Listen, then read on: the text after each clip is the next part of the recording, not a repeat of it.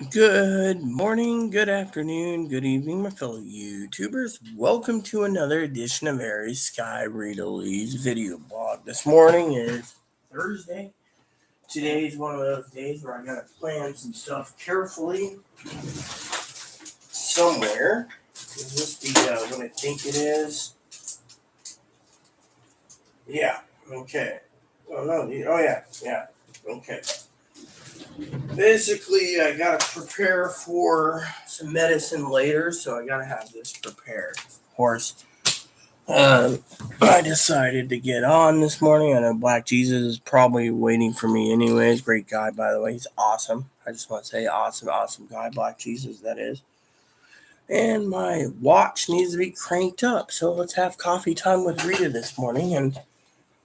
And my rabbit, of course, I think is asking for something. You got water? Yes, you got water. You got your hay you're eating? Yes, you got hay. I'm gonna have to pour a little bit of food for him. So, anyways, I want to say good morning to you all. I slept really well after I got up. I had to talk to my sister Teddy. I'll give you a briefing there. My sister Dinky, my sister Dinky, um,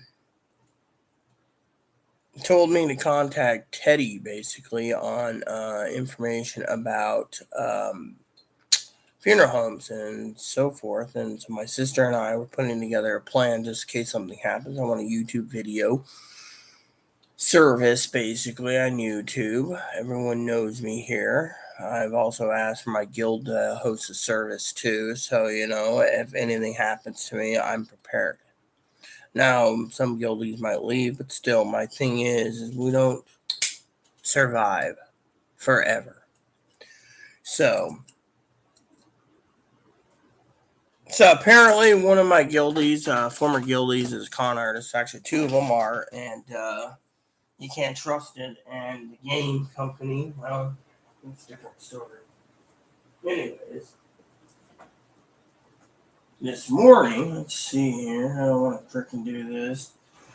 So what I need to do is unplug this.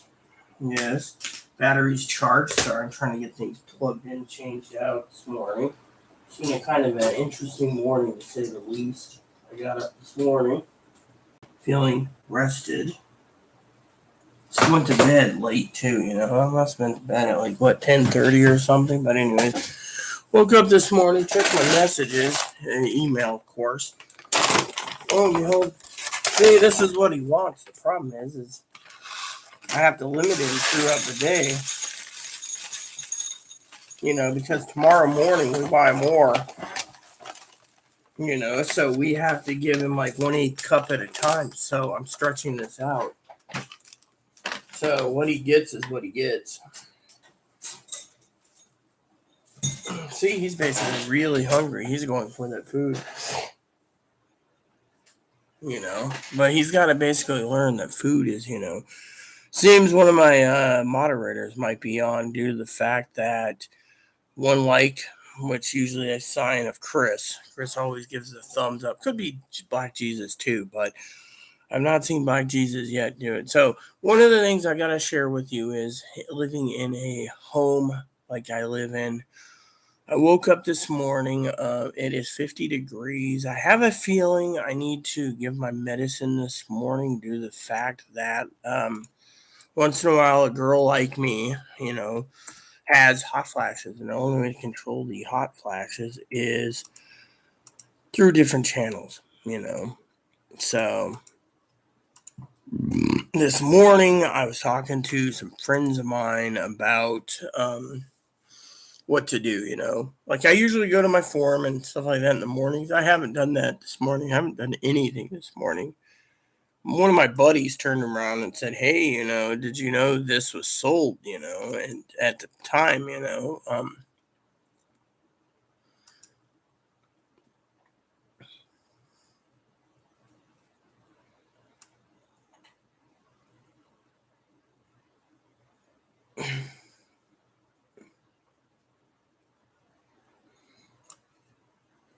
So she, people sit there and they email me, and then they're like, what's going on, and so forth and so on.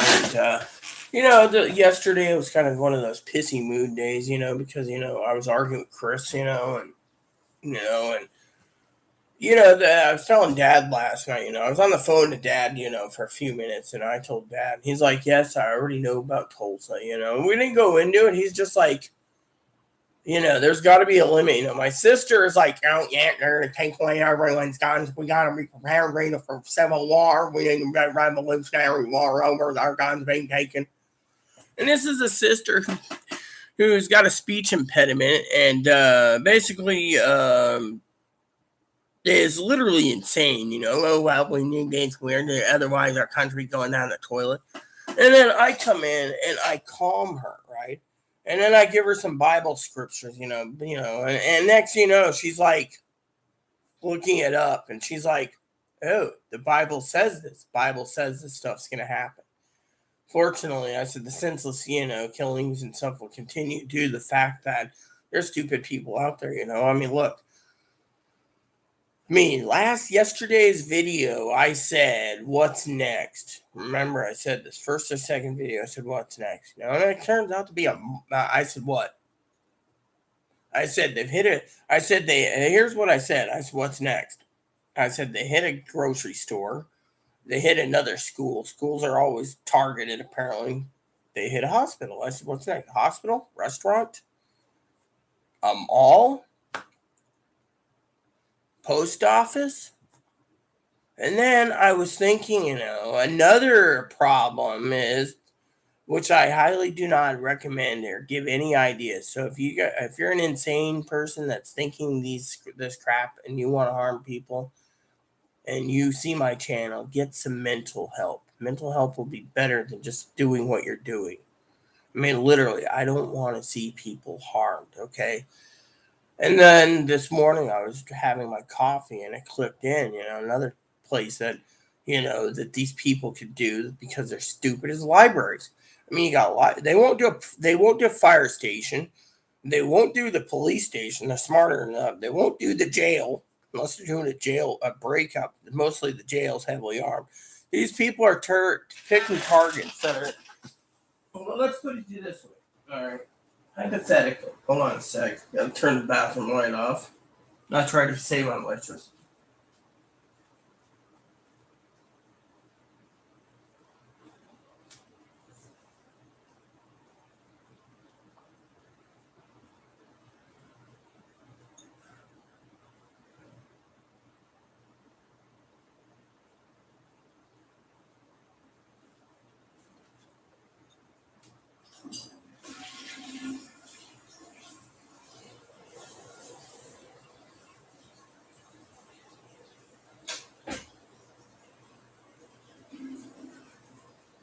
Okay, sorry for the delay. So, gotta get things situated. And hope like hell the coffee I'm drinking is gonna taste good. Reason for it is I had to mix up some more milk and water down the powdered stuff. So hopefully this stuff tastes like crap. Because frankly, it's all we got. Otherwise, I'm drinking a strong cup of coffee that's going to taste like crap. Okay. Thanks for being patient, everyone. Ugh. So, this needs to be emptied. Okay. And then I got...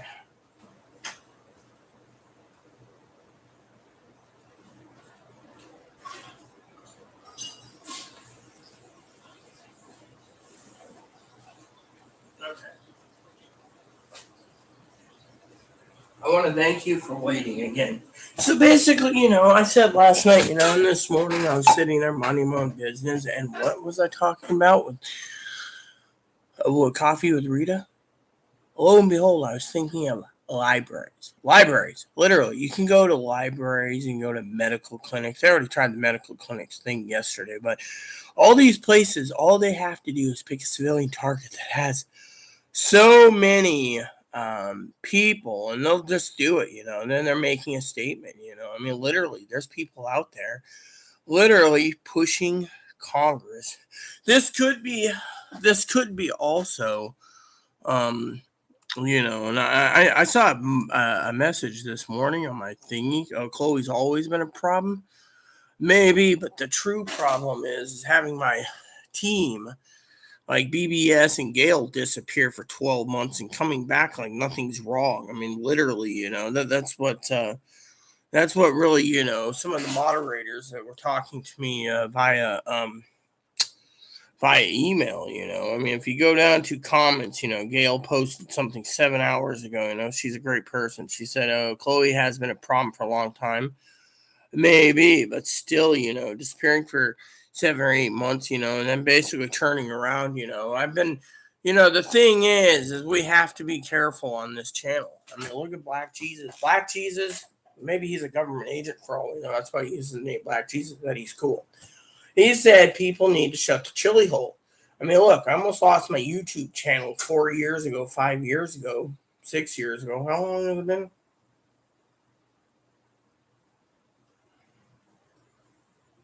4 years ago, when Chloe made threats against the acting president who was in power at the time.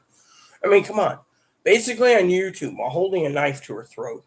I mean, literally, if that isn't freaking how the cookie crumbles, I don't know what is. Okay, I know Pee Wee, she's never seen it, I don't think. That video is archived. I've always kept it archived.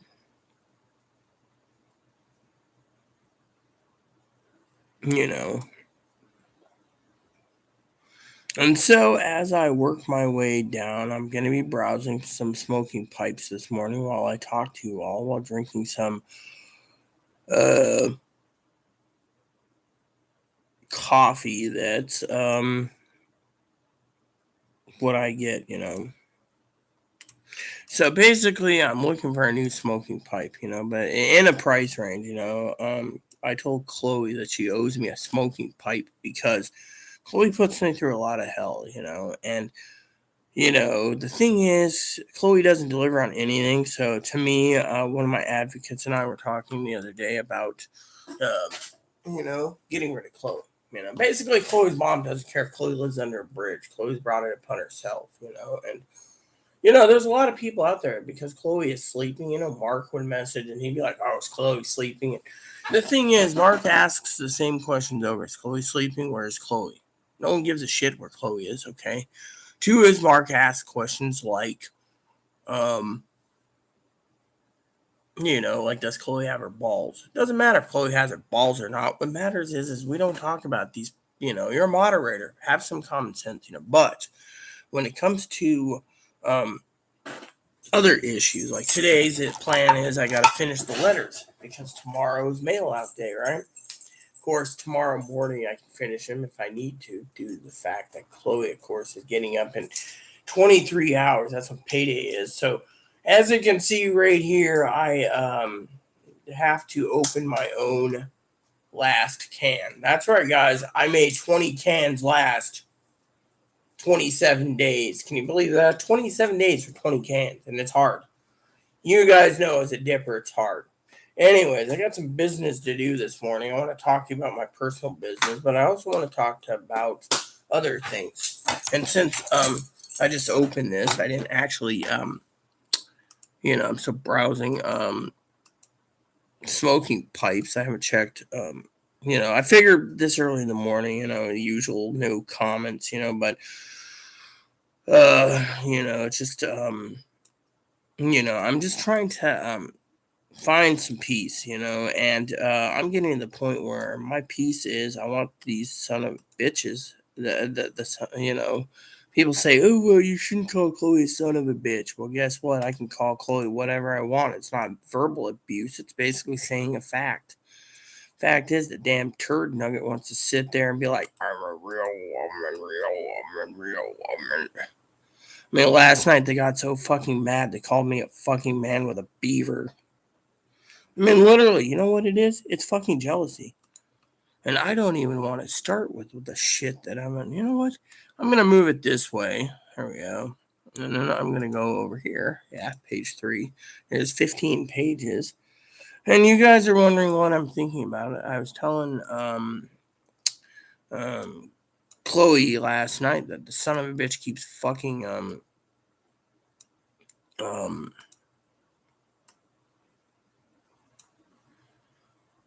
the son of a bitch keeps making threats, right? And making threats and making threats. Then the son of a bitch needs to leave. And I said to the son of a bitch, I said, you know what? The problem is, okay, let's just check and see comments. Okay, let's see. Sassy's gonna step in a little bit. Morning. Oh, good morning, Ricky. That's your name, Ricky. Hey, Chris. So basically, what I'm trying to say I'm not trying to drag this out this morning about Chloe. It was just, last night I said to Chloe, I said, listen here, you son of a bitch.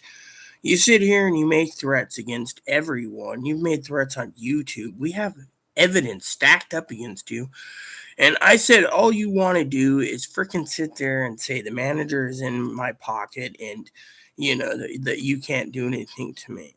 And yet, last night I was trying to be polite when I was outside with the manager, and Chloe's trying to interrupt every fucking time. So, you know what? I was like, you know what? You not only interrupt me, you want to fucking control everything. And two is, no one wants to listen to your stupid ass, you know, opinions. And she's like, yeah, well, and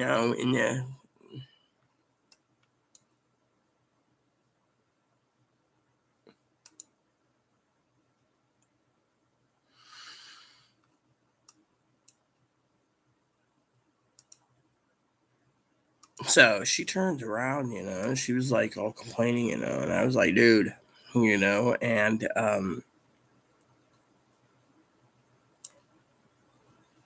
I was like upset, due to the fact that she was sitting there being angry, and I said, look, you sit there and you barbecue people, you attack people, you verbally attack people, and all you want in life is quote unquote the world owes me, the world owes me. And yeah, at the same time, she has um, no common sense. So I turned and said, make the speed the story up. I said, look, every time I'm here at holidays, every time I'm here for holidays, every time I'm here for anything, call me greedy, call me selfish people. But I said to her, I deserve a fucking present for all the fucking abuse I'm getting. All you want to do is fucking cheat, lie, and steal. Ugh. And by the way, Ricky, welcome. Good to see you, friend. Since you're there, I don't want anyone screwing with you. I might just stick the wrench next to your name. And half the time I hobble, and the other half the time I don't. I'm in a lot of pain, Ricky. Just to let you know, I have like 2 toes broken. But they can't fix toes anyways. They let them grow wonky anyways. Ugh. Waking up this morning. See, even he's eating his food fast. So I told Chloe, I said, you want me to go run around and and walk more because you fucking can't clean anything. You got everything piled up. See, I used to have my treadmill being used the last couple of days. She's piled everything up going, oh, well, I got to get around to it. See, always fucking around hounds me about that damn solid state drive. Now, Chris and you probably know what the solid state drive is. It's an external drive. It's faster. And she wants to load games up on it from Steam. Fortunately, I told her, here's the deal, okay? You guys, you can chime in on this as soon as I'm done. I'll switch tabs because I'm still browsing pipes, That's one of the things I like to do is browse in the morning while talking because early in the morning no one answers. And so, anyways, I just want to share with you guys a couple things. So I turned around and, she's like harassing me about this hard drive, right? So I finally turned around and I said, being loving that I am, you guys probably think I'm an asshole. I said, well, you're going to get it if you finish your job. You do a half ass job, you don't get the hard drive. You always do a half ass job, so you always save me money. Hell, I can't, you don't even get a consolation prize for trying because you don't try hard enough. The world loves me, the world loves me, the world loves me. Literally. I mean, she literally found out last night that the manager that supposedly sexually assaulted her, supposedly, turned around. You guys are gonna love this. Turned around and basically said, "Oh yeah, the smoking that I smell. I've been smelling from upstairs or downstairs, upstairs or next door, is Chloe. And is Chloe back to Chloe said, oh yeah, over there." And I was sitting there the other day going, "Who the windows closed, and I have a fan." So and what happened was is I opened the window, right, and smoke was coming in like crazy, and the thing is,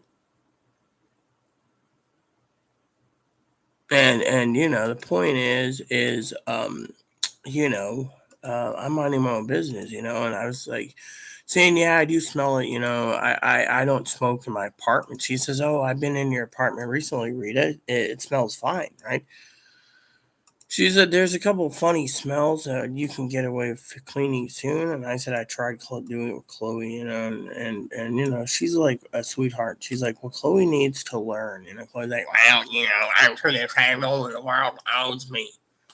I mean, okay, so let's just go over to the comments again. But anyway, so she basically turns around. What was I saying? Chime in. Oh, so basically, the chime in is, does she deserve even a gift for trying when she doesn't try hard enough? I mean, look, she basically cooked up a can of beans and cut up like 3 pounds of ham and threw it in the beans, right? And she says, "Oh, that's good. I'm gonna have it again tonight."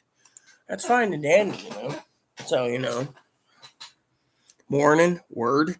So, anyways, like I said, to Ricky and to Chris, why don't you guys chime in? And if Chris and Ricky, you're around. By the way, Ricky, if you didn't know, Gail came back.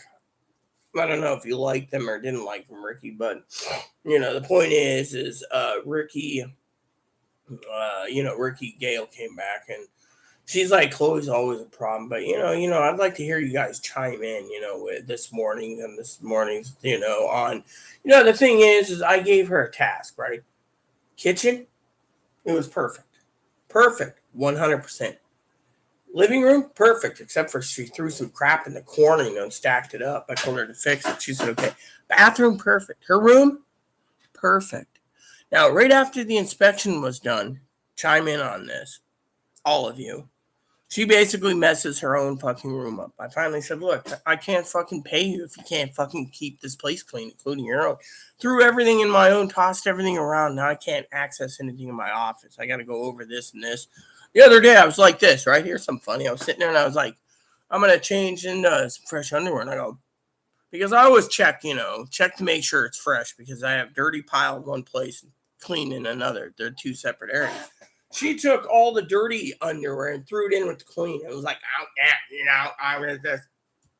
Like, I'm going to sit there and be like, because when I picked it up, I was like, oh, crotch rot. I make a joke, if you're a woman, you have that ammonia smell that's really, really rank, if you don't change your underwear, once a day. So when you get your underwear, right, and you take it off, there's like wet stains, in the crotch. And because of it, or bleeding stains or whatever. I do have blood stains from time to time. And people look at my underwear, like when I'm, washing it or whatever, laundromat or whatever back then. And they look at it and they're like, oh, she's a woman, but at the same time, that stain there, and the ammonia smell doesn't go away. It's like my body's producing a rank ammonia smell. So you smell something fresh, like Tide Fresh, you're like, oh yeah, this smells like the heavenly aroma, chock full of nuts coffee, the heavenly aroma. I watched the bucket list the other day. I'll explain what was going on anyways.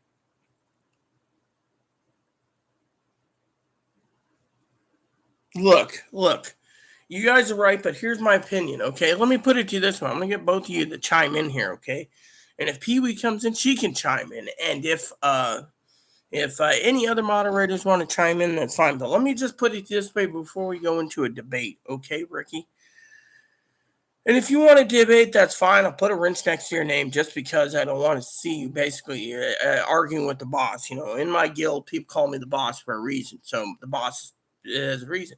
Thing is I've been literally abused, verbally abused over the years. I've had to disarm her. I've had physical, Physical parts where I've been hit.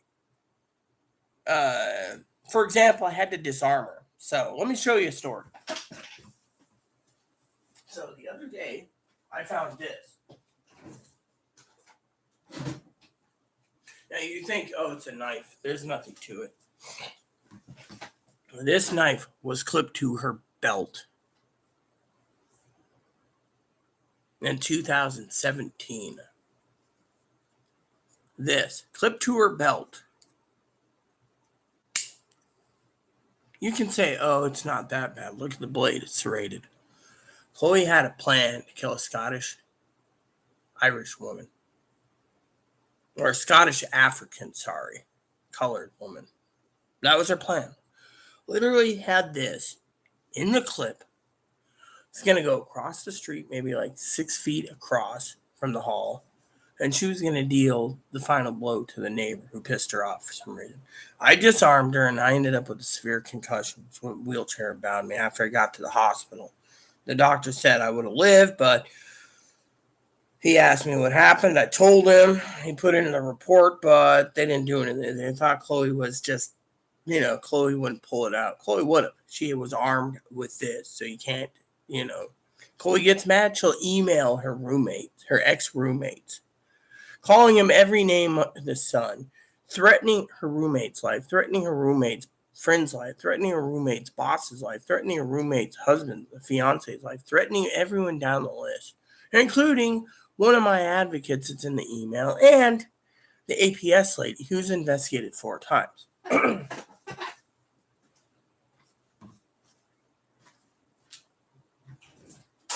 So, to me, here's the thing, okay? Chloe's the type of person, literally, Ricky, that you can't deal with. You walk in eggshells. You say no, she fucking flips her lid to the point where you're going to be literally having a tongue lashing. Yes, the chair is still giving me problems. But let's just cut to the brass tacks for a second, okay? You guys are great people. The thing is I've seen her basically literally leave me in a wheelchair. Picture this. Leave me in a fucking wheelchair in the middle of Walmart, Moses Lake, because her debit card didn't work for a power plaque for her computer. And this was right after I had surgery where I couldn't walk. She left me there, sitting like this. And finally, as my buddy said, I finally broke the rules and pushed myself, tearing up my genitals that it was reconstructed. And then she pushed me back, demanding I pay or she was going to leave me on the side of the road. This is stuff she does. She freaking sits there and throws a shit fit if you don't buy lunch. Lunch! Mind you, lunch. If you don't buy her lunch, you're the fucking evil one. Here, let me put a wrench next to your name. So to me, the chiming, I'm just going to do this, okay? Add moderator. So, what I'm saying is all the shit I've been through for fucking 6 years. I think she should fucking pay me back for everything she's stolen. Pay me back, Ricky, for everything she's fucking done to me. Pay me back. So when I say she should give me a present on Father's Day, I mean that should be a payment. She knows I like smoking pipes. Okay, she wants to force me to take walks because I can't. She's blocked my treadmill. She doesn't give a shit about anyone but herself. So I figured, maybe she owes me a bit. But you know what? No one gives a shit. All they want to say is, oh, Chloe's too disabled. Well, if she's too disabled, put her in a fucking group home.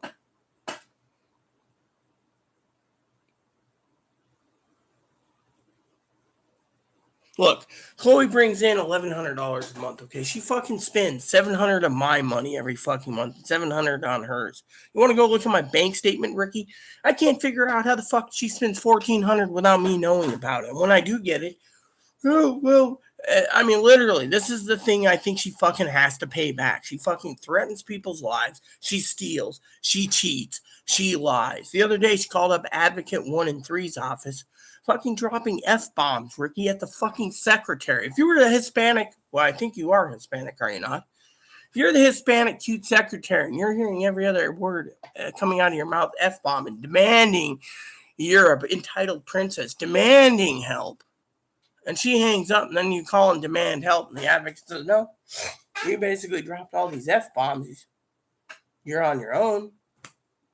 I mean, literally, I'm basically thinking in my own head, she either pays me what she owes me, or she gets the fuck out. And if she gets the fuck out, I don't care. My opinion is, I'm this fucking close to fucking, I mean, literally. I got people around me, Ricky, saying that if she doesn't leave, I could basically die of excess stress. I mean, and yet, you say, oh, well, don't be offended if you don't get gifts. I get offended when $700 a month of my money goes and 700 months that goes to her money, and she doesn't explain where the fuck the money's going. I had to spend fucking 3+ weeks. That's why I have been on YouTube a lot.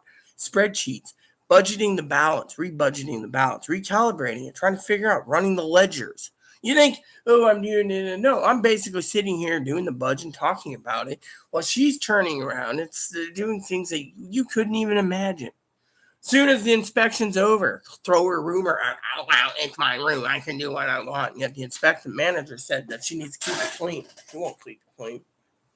I mean, literally, she is a freaking. I mean, literally, manager says keep it civil. You can't keep it civil with someone like Chloe. Plain and simple. Watered down milk, by the way.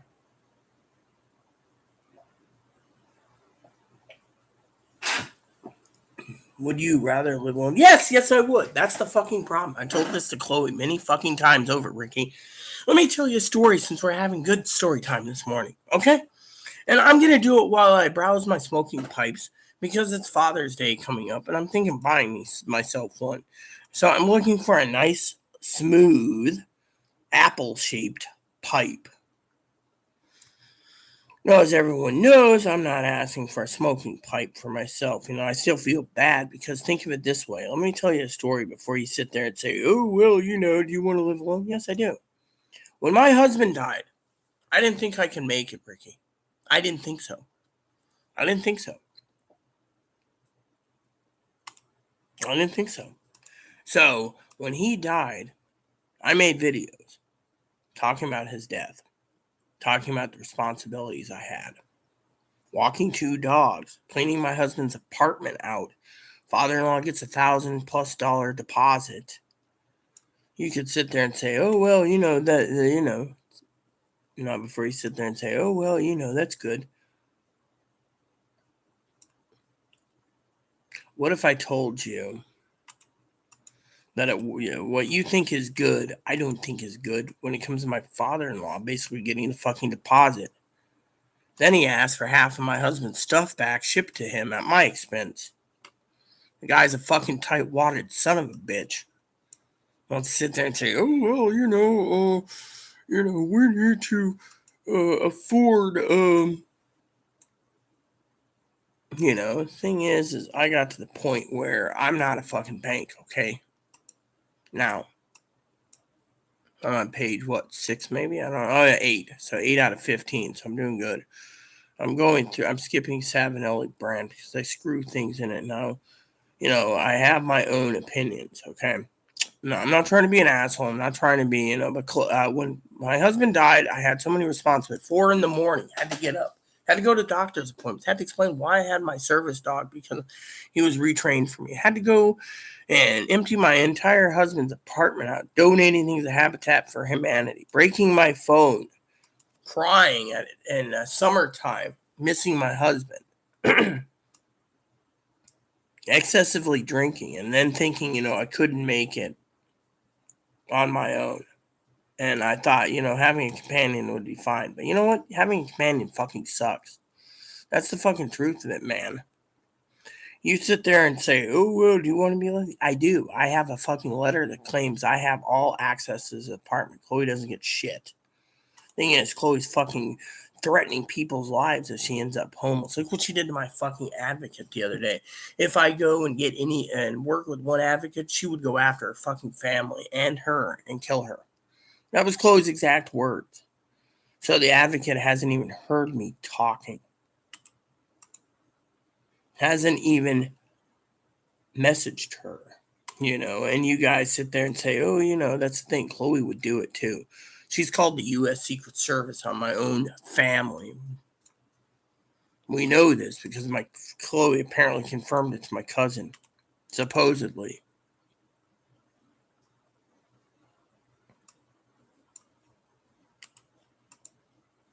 All right, so let me just check. I got windows open here. I'm just checking out some smoking pipes. You gotta choose the right one with the right grain, otherwise it doesn't smoke right. In my opinion, it has to be your personality. If it's something you don't like, then you don't smoke it. But I've always been a big fan of Peterson's straight pipes. I've also been a fan of these ones too. The jumbos, I like the jumbo pipes too. That's why I was looking for these. I'm a smooth apple one. I like mine to be fully smooth, a smooth apple, and not bent apple. But my thing is I did everything right. The story goes, I did everything, Ricky. I went ahead and I did everything I needed, right? Everything I needed. I went ahead, right, and I got up in the morning, 4 in the morning, got to the doctor's appointment, went grocery shopping, went to another grocery store, went to a fourth grocery store, got home, made dinner, walked the dogs, had a snack, went to bed, 4 in the morning, had to get up, go to Social Security. And I never thought I could do it on my own. But there's people sitting there. I remember Ruben, one of the greatest bus drivers ever. And I'd get on one morning and he'd be like, he didn't know. He's like, in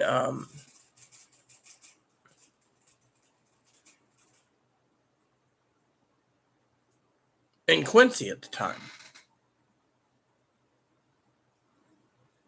And he said to me, "Hey girl, you don't look too good." And I said, He saw Moppy. He says, "Oh, your friend's, they always assume friend." I said, "My husband." "Oh yeah, yeah, your husband. Where is he? He's sick because you're going to the hospital to visit him." And I said, "No, he died. I'm going to Social Security." He says, "I got the list for you for Social Security, but I didn't know why." Well, Ruben was like, "Things will get better for you." Well, I decided, I thought about taking a companion. Now you can sit there and say, "Yeah, well, I regret it." First 4 months with Chloe is fine, but when I basically had to get up at 4 in the morning, and then I had to empty my husband's apartment, then the manager said, "Oh, you got an extension for emptying it." Then I had to go and recycle things at Habitat for Humanity. Then I had to turn around and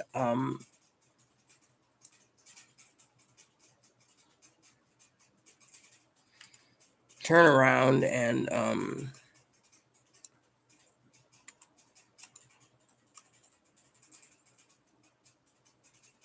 do more, and then, I had more, and then they were like, "Well, the apartment's clean," but then I had a new responsibility. While I was doing it, I had to pack up and put everything away and get prepared for moving. So I had to get boxes and more boxes and more boxes. 4 or 5 in the morning, up 12 o'clock at night, packing. Finally, I had some extra help, but then on moving day, I had to freaking stay up all night deep cleaning the apartment, just like I did with hubby's apartment. And then the manager still didn't have it rented out because people didn't want to rent a subsidized house that had a dead guy on the floor. They're like, "You will pass it." And, from what I understand, it's been rented out now, but it took a long time, and yet at the same time, people were, you know, and so, I I had surgery, I took the train alone, had facial surgery. It wasn't easy. People say, "Oh, well, it must have been easy." No, it wasn't. Had my family in Oregon at the time, and the thing is, Chloe was like, "Oh, yeah, my mom's going to throw me out, my family, and I had compassion, and then, for the first 4 months, cleaning was good, everything else, but then she just went downhill to the point where she started becoming mean and grouchy. I mean, you want the definition of mean, just look up what she does, and so in 2017, when I finally moved, and I still didn't have responsibility. I had responsibilities. For example, when I finally moved out of my old place, right, it was upstairs, right, and I had a balcony, right. My new place had a porch outside, so I had like a little cubby area and I had a little corner garden, and I kept my garden up, and I loved it. But I had to move because Chloe kept fucking having the police called on for fucking various reasons, like threatening fucking the neighbors or threatening this and that. Everyone was like, "Oh well, you can't believe everything Chloe's gonna do because Chloe won't, do anything." And to me, it saddened me that the fucking law enforcement wanted to fucking touch me over Chloe. And so I finally packed up. But out here, they basically said, look, even if you move halfway around the world, the problem is that most places don't want to deal with a son of a bitch like Chloe because Chloe's fucking tranny. Chloe fucking chose the tranny possession because Chloe can't be touched, But anyway, so basically I moved into my place, right? New responsibility was I had to unload everything I could. And then I moved boxes out when I couldn't lock the truck up. My cousin made me pay 3 extra days on the U-Haul. And then afterwards, that was it. After that, it was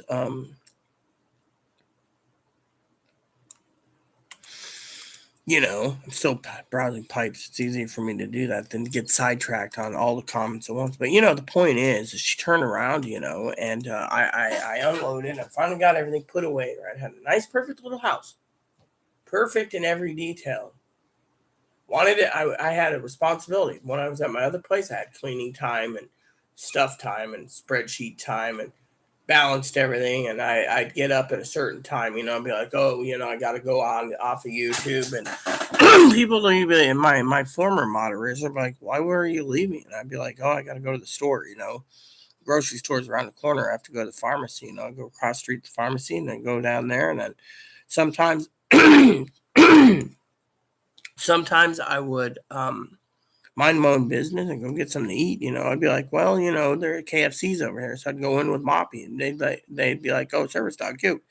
I'd be like, yes, can I have whatever else? I always ate at KFC. I like KFC. And then I'd walk down and, I would walk to when I had a doctor's appointment, for example, my, my,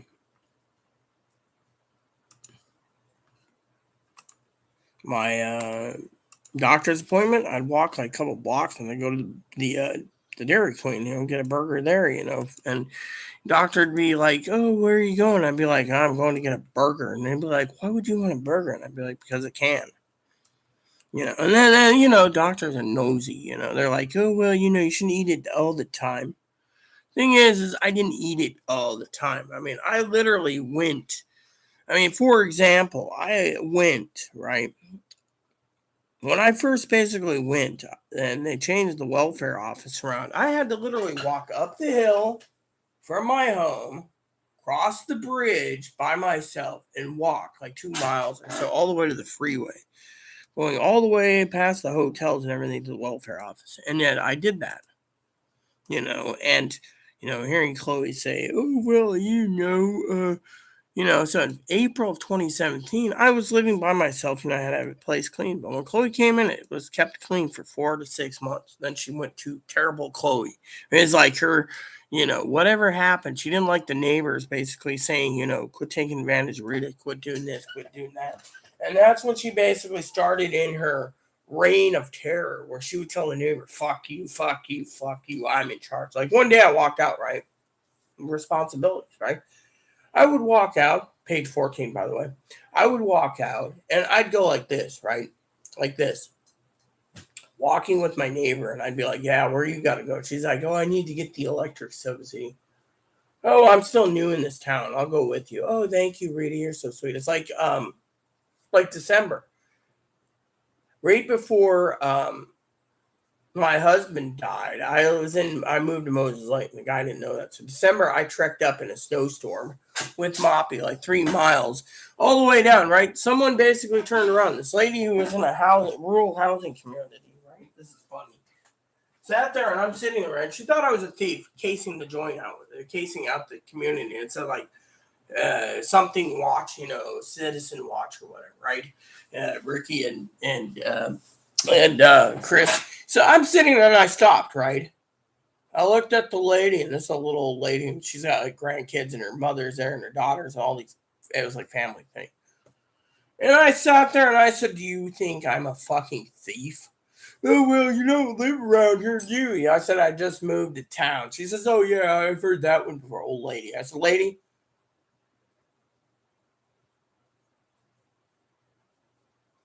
you know, I said, I live off of this road, you know.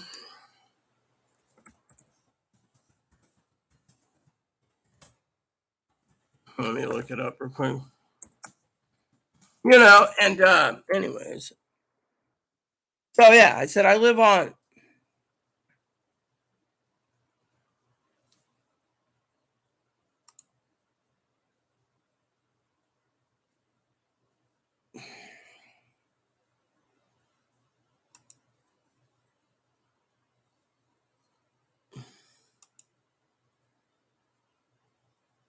Hmm. So anyways, I lived on Chestnut Street. Yeah, it says temporary closed. It says this business is temporary closed.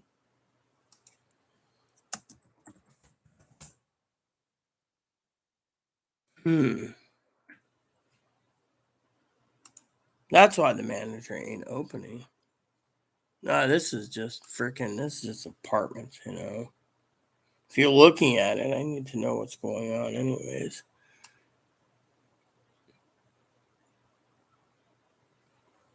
I could always call and see the manager. It's almost payday, anyways. If she answers, she answers, but she hasn't been answering for like a month. So this is the first time it says, you know, closed.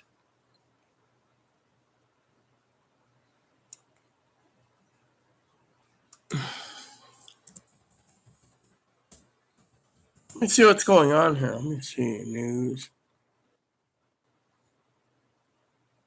Nope, nothing.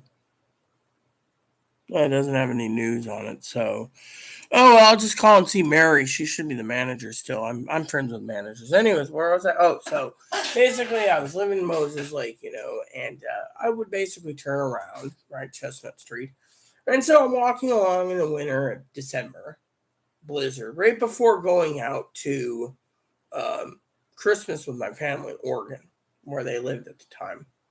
They live in Texas now, as you guys know. And I'm walking along, and like I said, this old lady was basically me. So I live on Chestnut Street. And the one of the ladies, you know, they work in town, said, "Oh, you live in the one of those? You live on the apartment there? That's really nice." And the lady's like, "Is that the one with all the couches and everything?" I said, "Yes, ma'am." She was like, "Oh, you? I'm sorry, I thought you were a thief." I was like, "Look, I stopped to ask you a question, but you want to accuse me of being a thug, so I should just move on." The lady said, "What is it?" And I said, "Well, this is kind of embarrassing, but I can't find, or can you point me to why I'm walking in a residential zone looking for a commercial building?" And the lady's like, "What building are you looking for?" I said, "I'm looking for the coroner's office." So the lady tells me that it's a little like building that looks like a house with a giant basement with freezers and everything else. I go downstairs, you know, I go up there, and the lady's like, "Oh, what do you want?" And I'm like, "I need to see the coroner." She's like, "Oh, he's busy. I'll take an appointment." I said, "Well, I have an appointment. I'm supposed to see this person." Well, you know, trekking 3.5, 4 miles in the freaking snow. The lady was rude, so she gets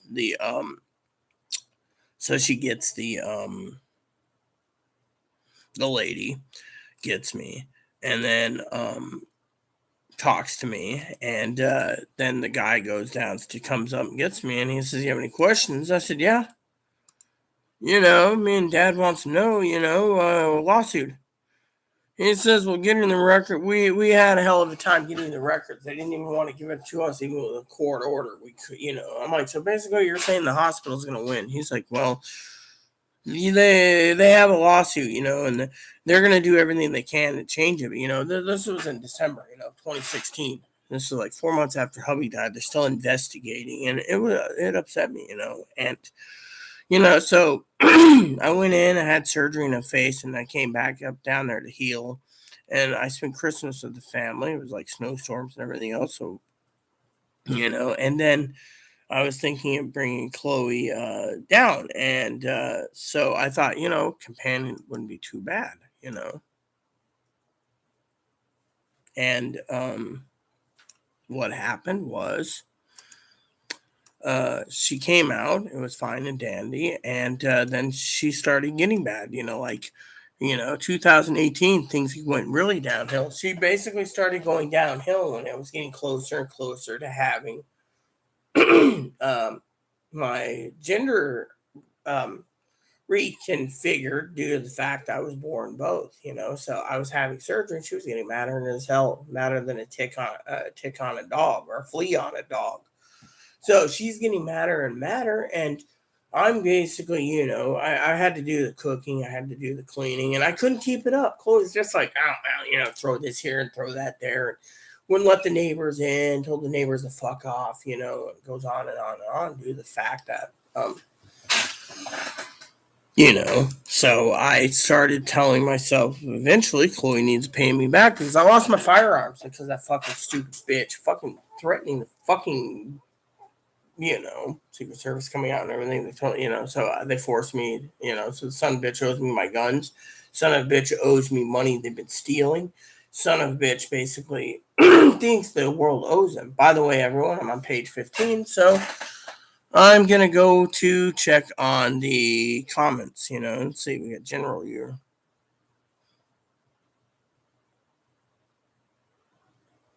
Let's see. Honestly, don't know what will happen. The devil doesn't get her due, but either way, good luck. Look, my motto is, let me put it to you this way, okay? Let me put it to you this way, guys. I'm now checking the comments, okay? I love both of you. And Chris, the whole devil is due thing, let me just put it to you this way, okay? Chloe has a computer, okay? Brand new computer stored somewhere else. Brand new gaming computer. I'm not going to tell you where. She was supposed to have this place clean and keep it clean for a fucking year. What did she do? She decided the brand new gaming computer, Ricky, wasn't worth her time. So it's still sitting in the box, brand new. Brand new. Why? Because she thought it was worth wasted time. Inspection came and went. She tossed her room. Inspection came. That's it. She thinks she's owed her due, but what is she owed? She knows the entire apartment has to be cleaned. And then I could pick up and do a daily 15 or 20 minutes to tidy up. She doesn't want that. She wants to live in a pigsty. She wants to fucking use and abuse people and threaten them until the cows come home. And then wants an SSD but doesn't even deserve it. Doesn't fucking deserve it. Doesn't fucking sit there. If I turned around, Ricky, and said, you have to keep your fucking room clean for a whole month, she couldn't fucking keep it clean for 5 minutes. She doesn't care. She doesn't care who she fucking... If a rat lived in her room, she wouldn't give two shits. She'd be just like, The thing is you say, oh, make a deal with the devil. No. This thing is, if you can't fucking follow my rules, you don't get shit.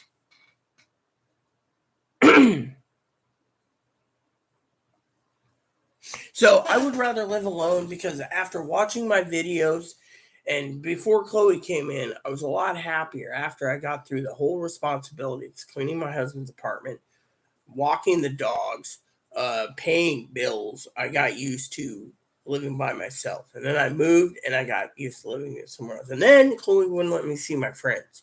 She would basically say, everyone's fucking using to amuse me and keep me locked up or keep me in places. I used to escape to the Japanese garden in Moses Lake.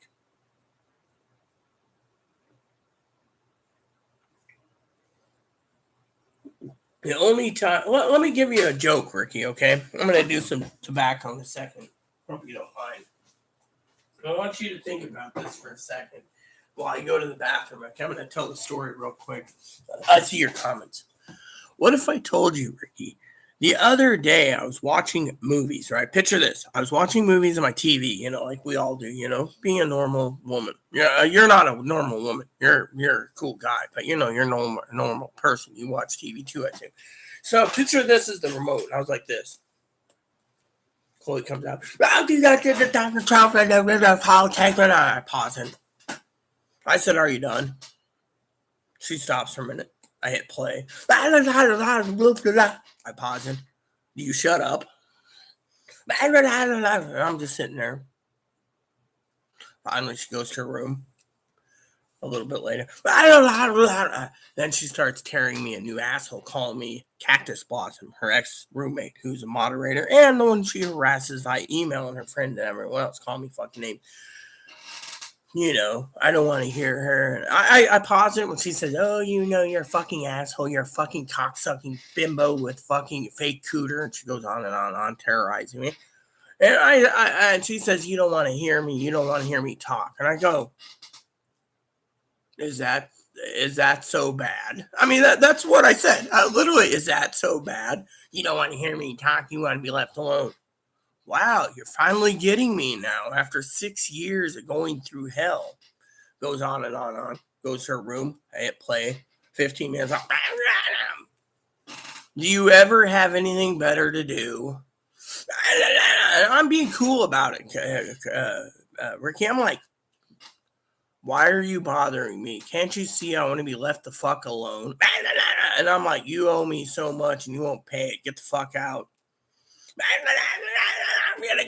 And then she starts going in and making threats against advocates and advocates' lives. And sheriff comes, she's going to kill the sheriff. And sheriff comes, she's going to kill them. She'll lock herself in a room, does all this thing. Sheriff ain't going to get turned. Goes on and on and on and on. And then goes her room. And I go, and then, I report it. Sheriff says she triggered it. Chloe did. She doesn't like to hear the words that I'm telling her to leave me the fuck alone. Sheriff tells them, Rita wants to be left alone and leave her alone. When you start breaking the violations of her personal space and you fucking do this constantly, then there's a problem. Well, I didn't think it was a crime to talk. They said if Rita wants to become the fucking grouchy guy like Jack Nicholson in the movie, as good as it gets, or whatever it is, where Jack Nicholson, if the president's gay and he wins the election, or if we get a president of the United States that's gay and he wins the election, I don't want you running over and telling him about it. And then he's like, if the apartment's on fire and you want to come save me, don't. I don't want to know about it. Well, that's becoming me, literally. I'm just like, and Ricky, that's the thing. They're just like telling me what.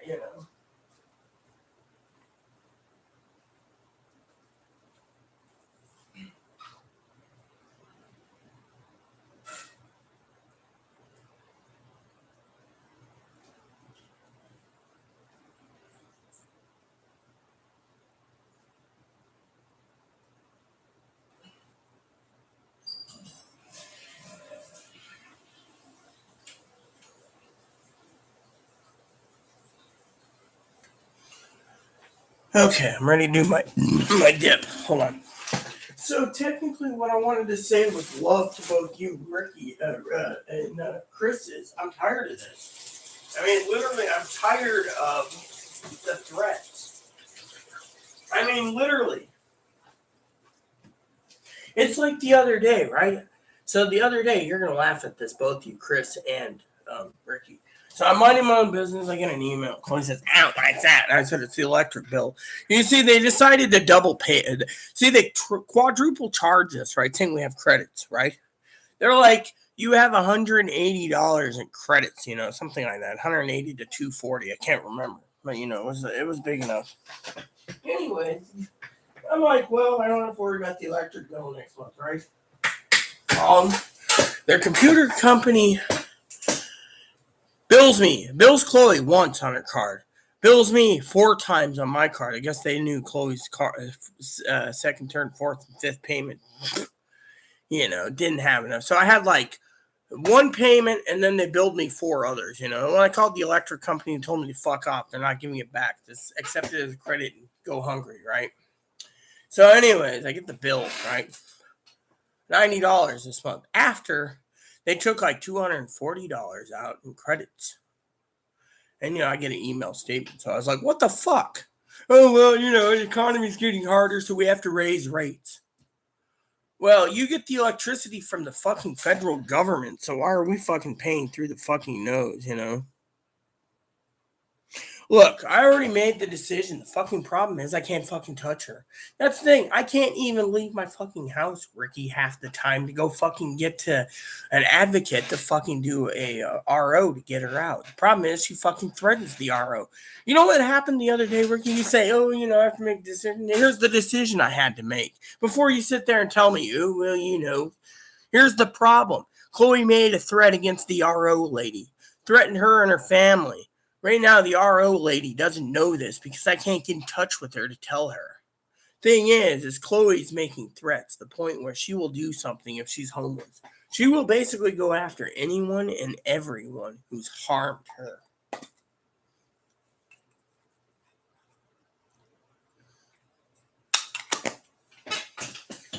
I mean, look, let me put it to you this way, Ricky. We're gonna do brass tacks here, okay, brother? Let me tell you. Chloe turns around.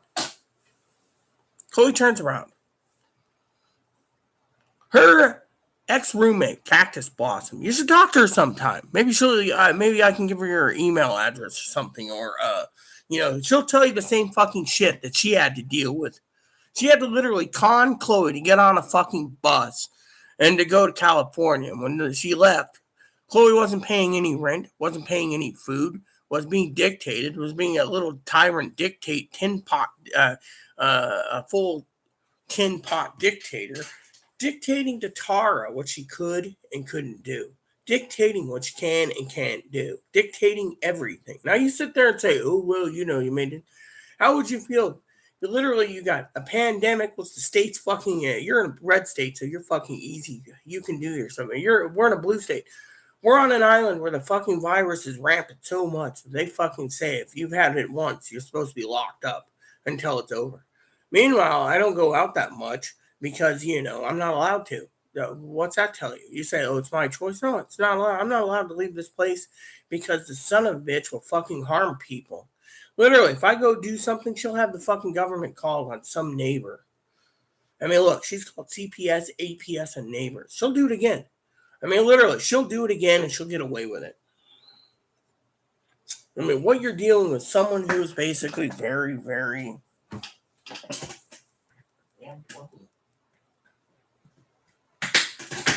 I mean, she won't. My advocates literally know I can't do anything because the government won't touch her. She's too damn mental. Borderline with transgender. Transgender trumps the borderline. But because of it, they say even if you're borderline, you're trans, you can't be touched. She can make a threat so high up that could be considered semi-treason if she's thinking of pulling it off, and that they don't want to touch her because she's trans. And yet,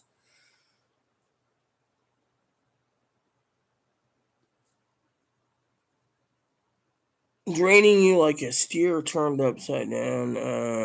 You are not her star-crossed lover. No, I'm not a star-crossed lover. What I am is someone. I'm a roommate. But look what she did to Tara. Basically, Tara couldn't cook this. Tara couldn't cook that. Punched holes in the walls. Abused Tara. Threatened Tara. Did this to Tara. Did that to Belle or Paul or whoever they are. Did so much damage. Tara finally said there's more resources in California. Loaded her on a bus and left. Since then, Chloe was supposedly selling her body in California to black people, to African Americans, the Indians, sucking guys' penises from food. And that she turns around and she said she'll kill anyone who fucking throws her out because she's not going to be homeless again because of that situation. So if she has to murder ex-roommate or current roommate or whoever, she'll do whatever she has to survive because she's not going to be homeless. That's her exact wording. And yet, I've informed this to the advocates. There's not a damn thing they can do about it. They can't fucking touch Chloe.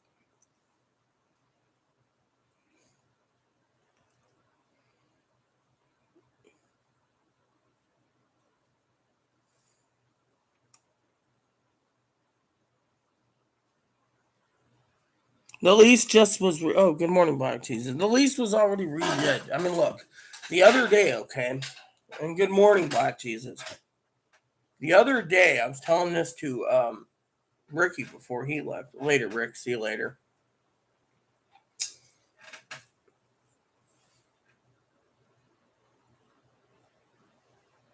What I was trying to say was, I can't move out. Okay, this is the thing. This is my home. I went to long lengths, Black Jesus. Long fucking lengths. No offense to your wording.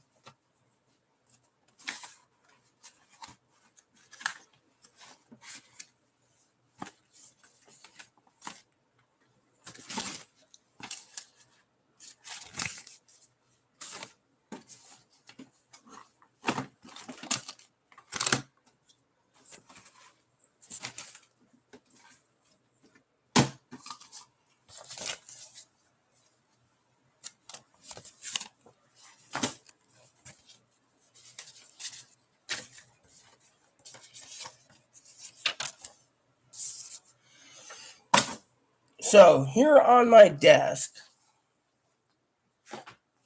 is a letter, Black Jesus. The letter states that I'm entitled to keep my 2 bedroom apartment because I have a treadmill, which means it's medically necessary for me to keep this 2 bedroom without holding anything else. I went to the doctors, Black Jesus. I got letters of everything I need to keep this place for myself. The manager turned around, pointed my finger when she was here the other day. That's why she was telling me last night, Black Jesus. If you remember the story, oh, Rita, the good storyteller. Remember, she was pointing the finger to the lady next door. The lady next door, from where I'm pointing, there's a wall, probably 6 feet or less. That the ladies next door's apartment's reeking. People are smelling the cigarettes because, she thinks she can violate everything and they can't kick her out. For whatever reason, apparently she's too scared of going outside or something because Chloe. And she tells me, wags her finger like this and says, be civil. Chloe can't be civil. That's the thing. Chloe fucking said, you say no, she fucking's ready to fucking beat your ass with your fist when you say no. Thing is, I don't cater to fucking wannabe drag queens thinking they're women. Going through a doctor, Black Jesus, and getting hormones. Through a doctor without going through the psychological profiling to get the hormones. Using anyone and everyone to get their hormones. And then they don't get psychological profile to get their vagina or breasts or face or whatever. And then they turn around and think everyone's discriminating against them. Because borderlines don't know what they want. As I said earlier, I assume you're African American, Black Jesus, with the name Black Jesus. So if that's the case, I would like to say I had to disarm Chloe once. I got a concussion, medium-sized concussion, 3 weeks in a wheelchair. She was going to kill a Scottish African neighbor of mine that lived in subsidized housing. I had to disarm her. I've seen and I've wrote things that make you fucking think twice, mind you. I've written diaries down of stuff that Chloe's done that I've never shared with anyone. The only one I would probably share it with is Pee Wee. If Pee Wee wanted to fucking read it, and she'd fucking twist and turn when she saw it. She'd be shitting gold bricks for what I've kept in my own diary.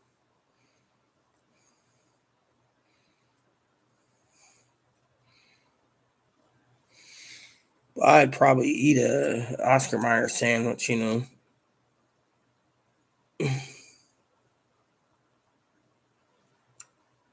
So basically, what I'm trying to say to you is, no, you're not going to do anything to start. I can't have someone like you basically threaten to kill someone on my own channel. That is just downright wrong. Remember, I don't support violence, but there is a way to get rid of her. But I have to get to the right channels to do it because Chloe's not even letting me get to anyone. She's making too many threats. I mean, look, if Chloe feels threatened or knows that I'm going to leave and go and get help so I can have my home to myself and live in peace, she's going to do everything she can to try to force me to commit suicide. That's her job. That's her. That's her. She's told me that she wants to make sure people commit suicide. She wants people to die and then she can laugh at them. But I'm too strong to die. I'm just making sure if I have a heart attack or stroke and I fall over dead, I'm buried. That's what I'm working on right now, as you guys know. And that's why I'm talking to funeral homes and getting things set up just in case. But you know what? The fucking problem is fucking she wants to sit there and try to force everyone to do it. And if that doesn't work, She'll do other things. She'll call government agencies, report people that have nothing to do, or she'll report. Um, I mean, literally, I remember once basically arguing with the guy over the phone, and this guy was a mental health professional, and I told the guy to fuck off once because he wasn't listening. I said, "Fuck off and don't call me again." And when Chloe did get back there because she forced the manager not to basically take her off the lease, what happened? She told the fucking same guy to fuck off. She was gonna fucking beat his ass if he tried fucking trying to push her to go get help after she got out of a mental hospital. I mean, literally, she is the type that would fucking, you know,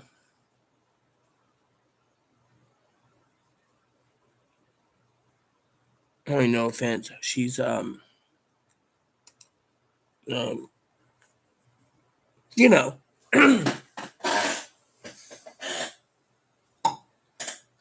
So when Chris says, "Oh, I made a deal with the devil," no, I didn't. You know why? Because if the fucking that person doesn't do it, does a half-ass job, you don't pay her.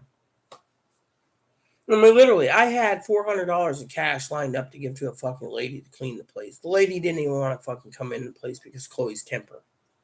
Chloe fucking literally, she heard her through the island. We're living on an island, so word gets around that, you know, and yet I live on, you know, good morning, GG.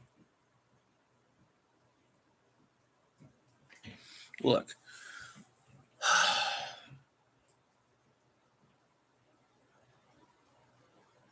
all I'm saying to Chris and to Ricky and to Gigi and the Black Jesus is all the shit that I've had to deal with, all the shit that I've had to do, losing money and thieves and everything else. This son of a bitch owes me so much fucking money.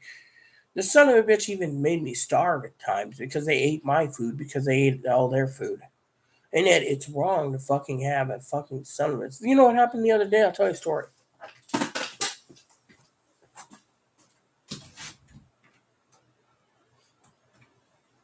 So the other day, I was getting ready to make a bowl of cereal. You know, bowl of cereal, right? Cheerios. Chloe goes to the food bank, comes back with a family-sized box of Cheerios. Said they're mine. She won't touch it. What she do? She ate the fucking box. Turns around and says, "Oh, wow, I was hungry." She'll steal my food and fucking eat it because she says she's hungry.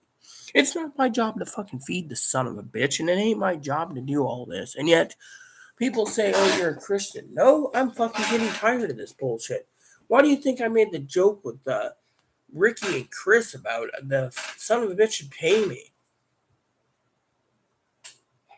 I mean, if they're gonna live here, they better fucking cough up fucking money. You know, every time I bring it up, they fucking, you know, like the other day, right? The electric bill came out. It was like $90 after they took 240 out in credits, right? 90. Oh well, you know, the fucking electric company fucking screwed me over again. They're screwing over the real poor. And you know what happened? I'll tell you what fucking happened. I said, well, that's 45 each. No, you pay it. I'm not touching my money. So I got to pay the internet and I got to pay the electricity. And you just want to pay half the rent because you're fucking lazy son of a bitch. This is what she did to her fucking roommate. Oh, I'll think about it. She did this to Cactus Blossom. And Cactus Blossom said, enough's enough. Fucking packed up and left. Mm-hmm. Plain and simple. So when you sit there and say to me, oh, well, you know, I mean, like last night, right? I was tired, so you know I got done with the whole thing with Colson. I was watching a movie, and she comes in, starts in on me, saying the movie I chose is stupid. I'm sorry that my my my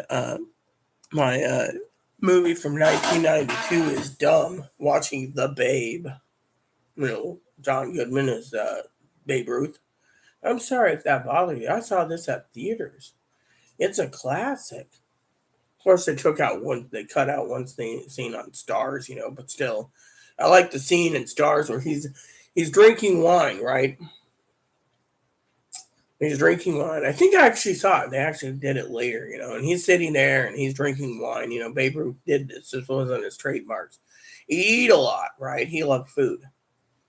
And he would sit there and he would be like, pull my finger, and someone would pull it, and he'd do the biggest, raunchiest, stinky fart. Well, his manager, who got him out of the orphanage, turned around and told him to sober up. He's got a game tomorrow, and he shouldn't be telling this lady to pass gas when they were all wearing like gowns and everything, ball gowns, and he's just in there, pull my finger, sis. Well, when he's having a party for 3 or 4 days, and the Yankees invited him to the Yankee club after someone sold him to the Yanks for money.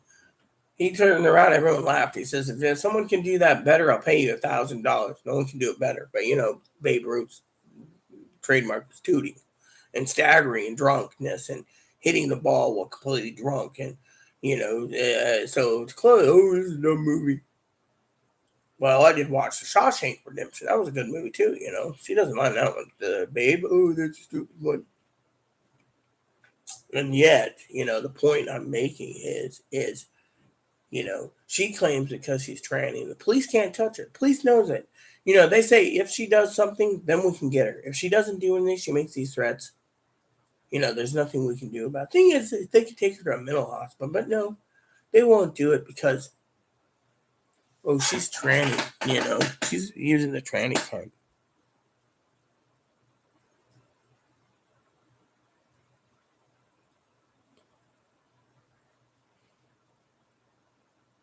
I wish they had the smothered burritos back at Taco Bell. I stopped eating smothered burritos, Chris, when when they took it off the menu. That's when I stopped eating Taco Bell. I used to love the smothered burritos, but when they took that off the menu, I stopped going to Taco Bell. However, I wouldn't mind a 10-pack of soft tacos from there, Chris. But problem is, I don't have Taco Bell near me. The last time I went to an actual real fast food place that wasn't on this island was Burger King. And that was pretty good. Burger King was great. I had some, breakfast burgers, that was before the pandemic. It was at Christmas time. So I bought the breakfast and dealt with some Walmart business and then got breakfast and then went home. But, and the other thing is I'm always craving a Little Caesars sausage pizza. And Chloe's like, well, I'd bring you one, but by the time you got home, it'd be cold. Then I fucking heat it in the oven and eat it that way, heat it. But no, she doesn't think about me. She only thinks about herself. It's like the other day, I was looking over my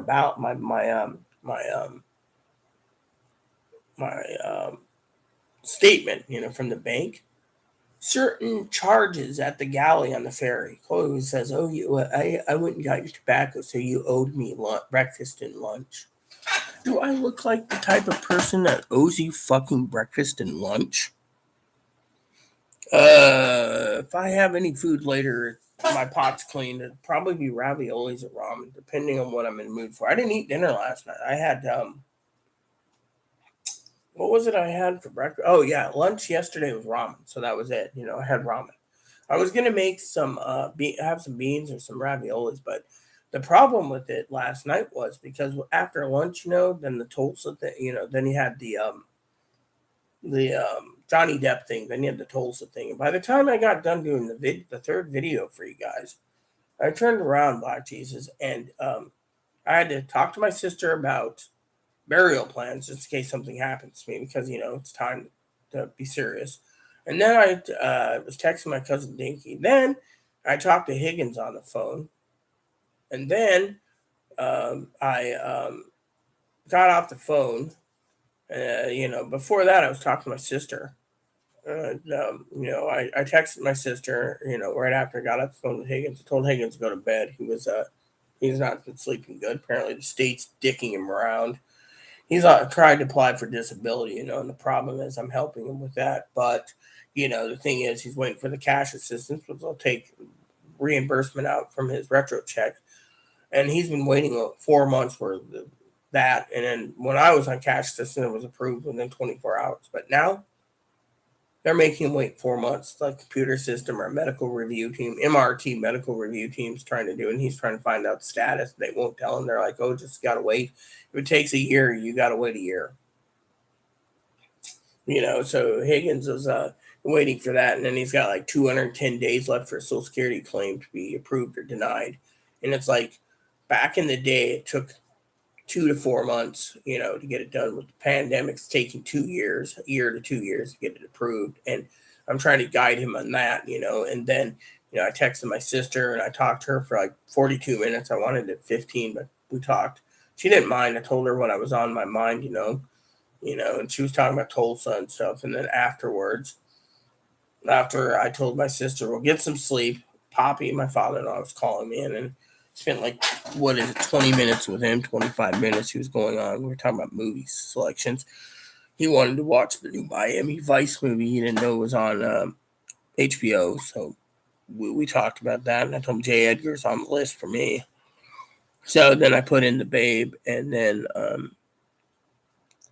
fell asleep halfway through the Babe. Chloe's just going on and on and on. So what I did was I laid down my head, closed my eyes. Next thing I woke up this morning, 8.5 hours later, feeling refreshed. So, but you guys know when comments peter out, I'll leave. But we only have 3 people now. We had 6, so I don't know what happened. I guess these people got tired of listening to me. So, so one of the things I was going to do this morning is like 9 or 10 a.m. I was going to call the funeral home up, the one where my grandmother's buried, see if they have a plan that I can work with. They're doing a meeting by video or email or phone, and see what can be done for what I want to lock in pricing. So if something happens to me, I can have my funeral on YouTube and, you know, find out, burial or mausoleum and go from there. And me and Dad were talking about that stuff. And he was telling me, "Oh, you need this and you need that and you need this." And the thing is I want to know exactly what I'm doing before I fucking pay monthly for um, funeral costs. Because there's plans out there, and I want to make sure I'm covered in case something happens to me. Because it's time to. One of the things that Ricky was saying is, do I want to live alone? Yes, but I also want to make sure things are covered in case something happens. Because my family in Texas, as I told my cousin or my sister Teddy, that sometimes I feel people are against me. You know.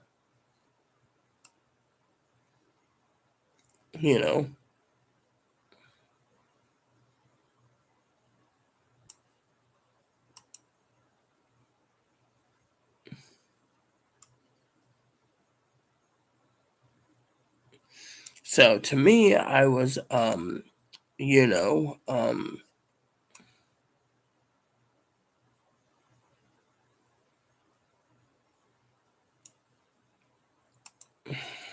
you know, um,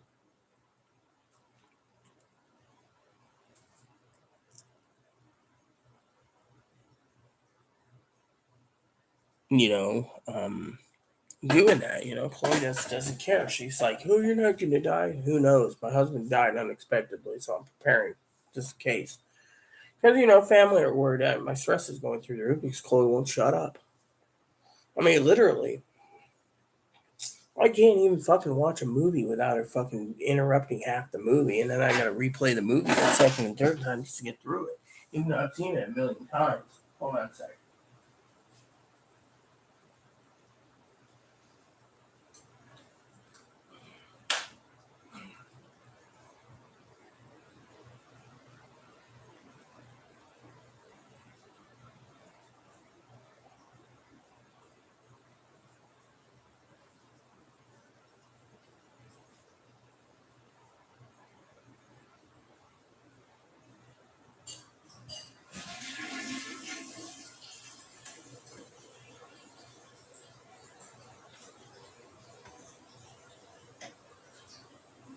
Okay, sorry about that.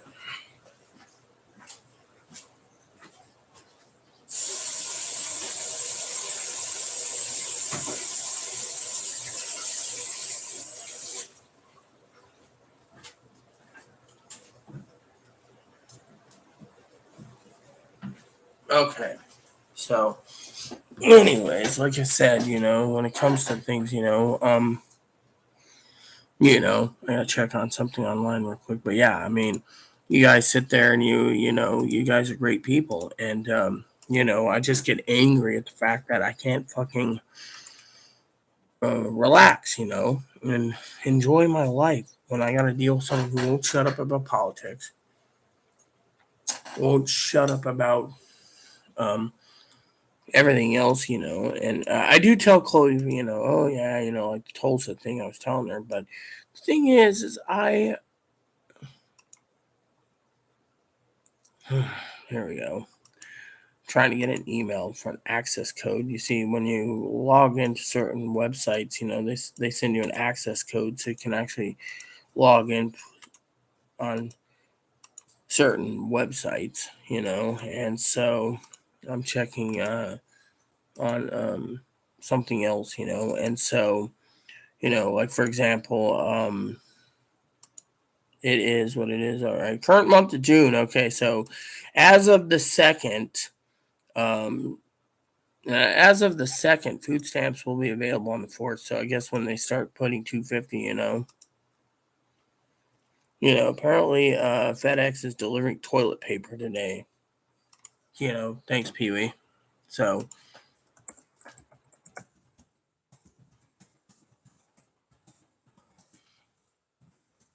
anyways, Pee Wee just emailed me. Thank you, sis. I know you're not watching this right now, but thank you so much for the toilet paper. You didn't have to do it.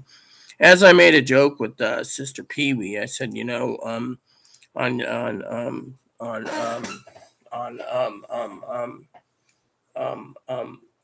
on the toilet paper is tomorrow I get paid. So, I get paid in less than 24 hours. I get paid in probably, let's see, minus 5 hours, 19 hours or so I get paid. So, so tonight in the early morning hours I get paid. So to me,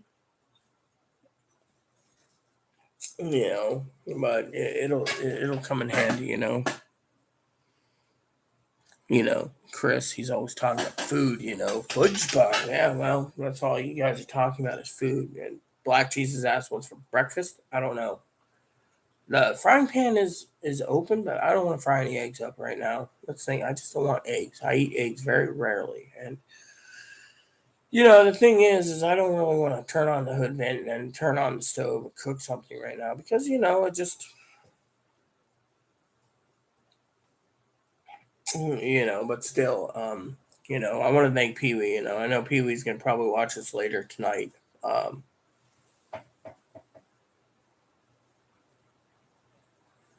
but thing is I did thank her and told her I'm live, so it's out for delivery, so no one knows when it'll be delivered. Um, it just depends. She didn't have to do it. I thank her wholeheartedly. I mean, I could have waited till tomorrow morning and picked up toilet paper myself. I mean, it was just Chloe has no common sense to think of picking up TP for herself. And one of the things I was saying in a different video Pee Wee was watching was the fact that I buy shampoo, conditioner, body wash, bar soap, toilet paper, everything. Chloe doesn't buy anything. She thinks her money is for herself, and no one's gonna fucking tell her because the world owes her. And this is why I'm trying to find a way to throw her out, because it's not my fucking job to support the son of a bitch. And that's what I call it, So if you want to say I'm verbally abusing her by calling her son of a bitch, you try living in a situation where I live, where, they are a son of a bitch, They did the same shit to fucking Cactus Blossom, literally. And Cactus Blossom, I can't believe Gail last night, yesterday. Oh, does Pee Wee have a Facebook page? I don't know, and I'm not gonna go look. It's not my job to look for Pee Wee on Facebook. If Pee Wee wants to give me Facebook, that's fine. But the thing is, I don't use Facebook, so to me, it doesn't apply to me. I don't like Facebook, and I plan to stay away from Facebook. People, I have Instagram, and I have enough problems with Instagram already when it comes to freaking scammers messaging me saying, "Yeah, you want me as wife? You want me as wife? Oh, I need money for food." I don't even know. It's like this fucking dumbass last night, right? This dumbass turns around, right? I don't even know how they got my fucking phone number. My phone number is not registered. Gets my phone number and then says, "Oh, my name is Katie, can you send me picture?" First, I was like, Who are you? Oh, I'm Katie. And then they called my name wrong. I said, no, that's not my name. I gave my name right. And they said, can you send picture? I said, no. Why? Because you randomly picked my phone number and sent me a message asking me for a picture, and I'm not sending you anything. To me, I don't know it, Katie, and I don't give two shits about knowing it, Katie. And your number comes back to the agriculture government department out of another state. So to me, no, I don't know you, and I don't want to know you. And I went into my phone and put blocked. Because frankly, I'm not going to be fucking bothered by some son of a bitch that says their name's Katie. Well, it depends. It depends on your SSDI. For example, um,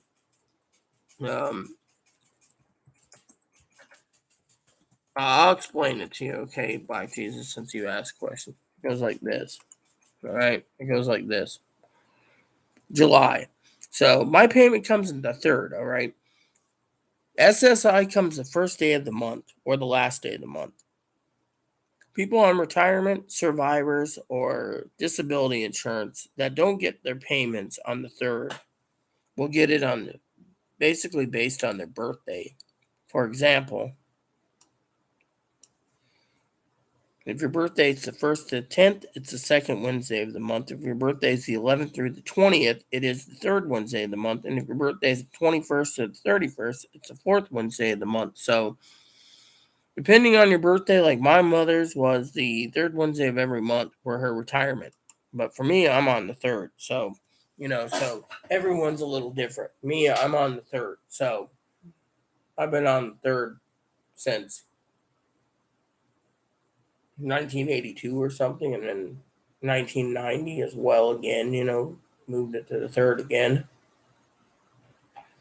So everyone's a little different, when it comes to, um, Social Security. So, if you're on disability, Black Jesus, it falls on the day that you get it usually every month. It doesn't change. So if you're asking when you get it, I get mine tonight or tomorrow morning because it's the third.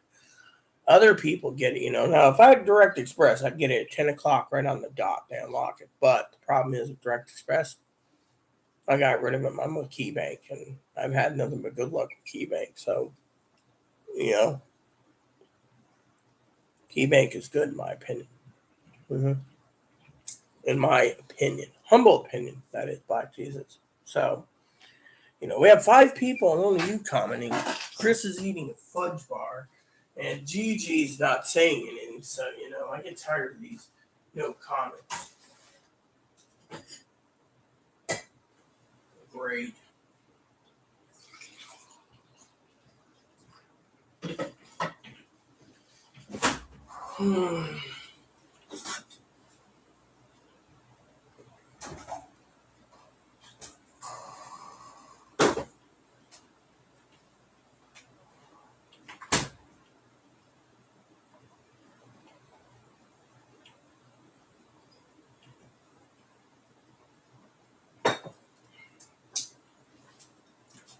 So yeah, that's your question. Your questions haven't been answered. So it is what it is. But still, I have my own theories and thoughts and opinions. On many things. And today I'm not going to be talking about Tulsa because Pee Wee and everyone else has heard my opinion yesterday. That unless they go and do something else like fucking you know uh, attack a mall or some other place I was talking about yesterday, then it's all set up in my opinion when it comes to Tulsa.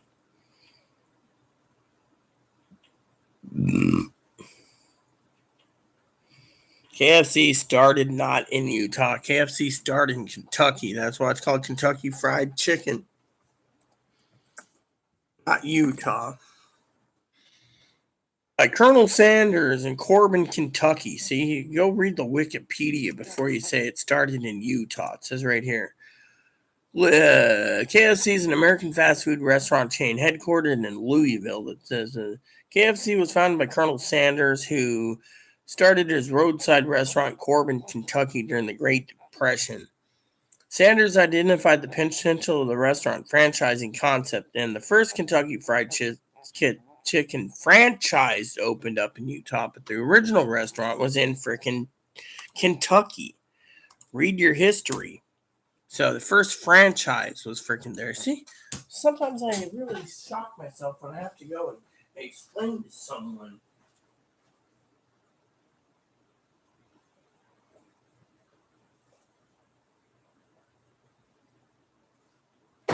Look, here's the bullshit story for you. Um, um, Black Jesus. Look, if the third falls on a Sunday, you get your payment on Friday. Okay, plain and simple.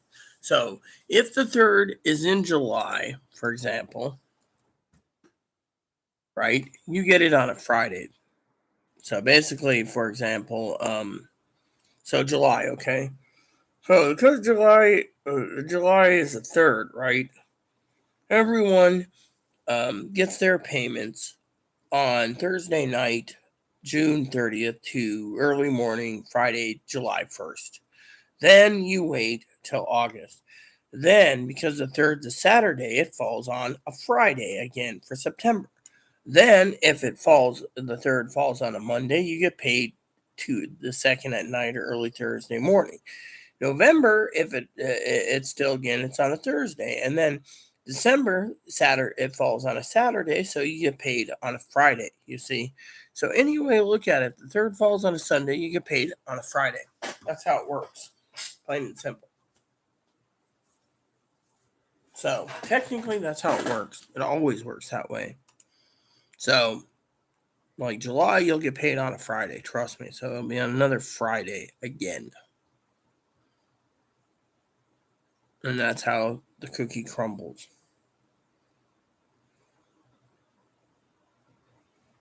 So yeah, I mean, and if you really need to know information, Black Jesus, always Google SSA payment schedule, and it shows a PDF that you can access, like I just did.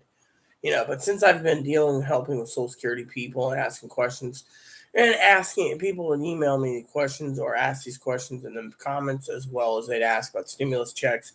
I've been familiar with so many things over the years that it's not funny. So just to let you know. So now with me, of course, because ramen's uh, because the dishes aren't done. Did she? Oh, she put that roast. Is that the? Um. Oh, okay. So she put the roast in a different pan. Okay, that makes sense. All right. So what I gotta do is I gotta go cut this up today and put it in Ziploc bags for Chloe. Got to clean. Fridge is clean pretty much, except for a couple things. And then but still, you know. So you asked, what am I doing for breakfast? I don't know. Oh, at least you're using an inhaler, but I thought you said inhaler doesn't work. Good morning, Pee Wee. We were just conversing about Social Security this morning. Someone asked about Black Jesus asked about payments if they fall on a Wednesday. If a third falls on a Sunday, what happens? You get paid on a Friday. Yeah. Now, back in the day, if you got the third was on July 3rd was a Sunday, they would pay you on July 5th. Your check would be delivered July 5th.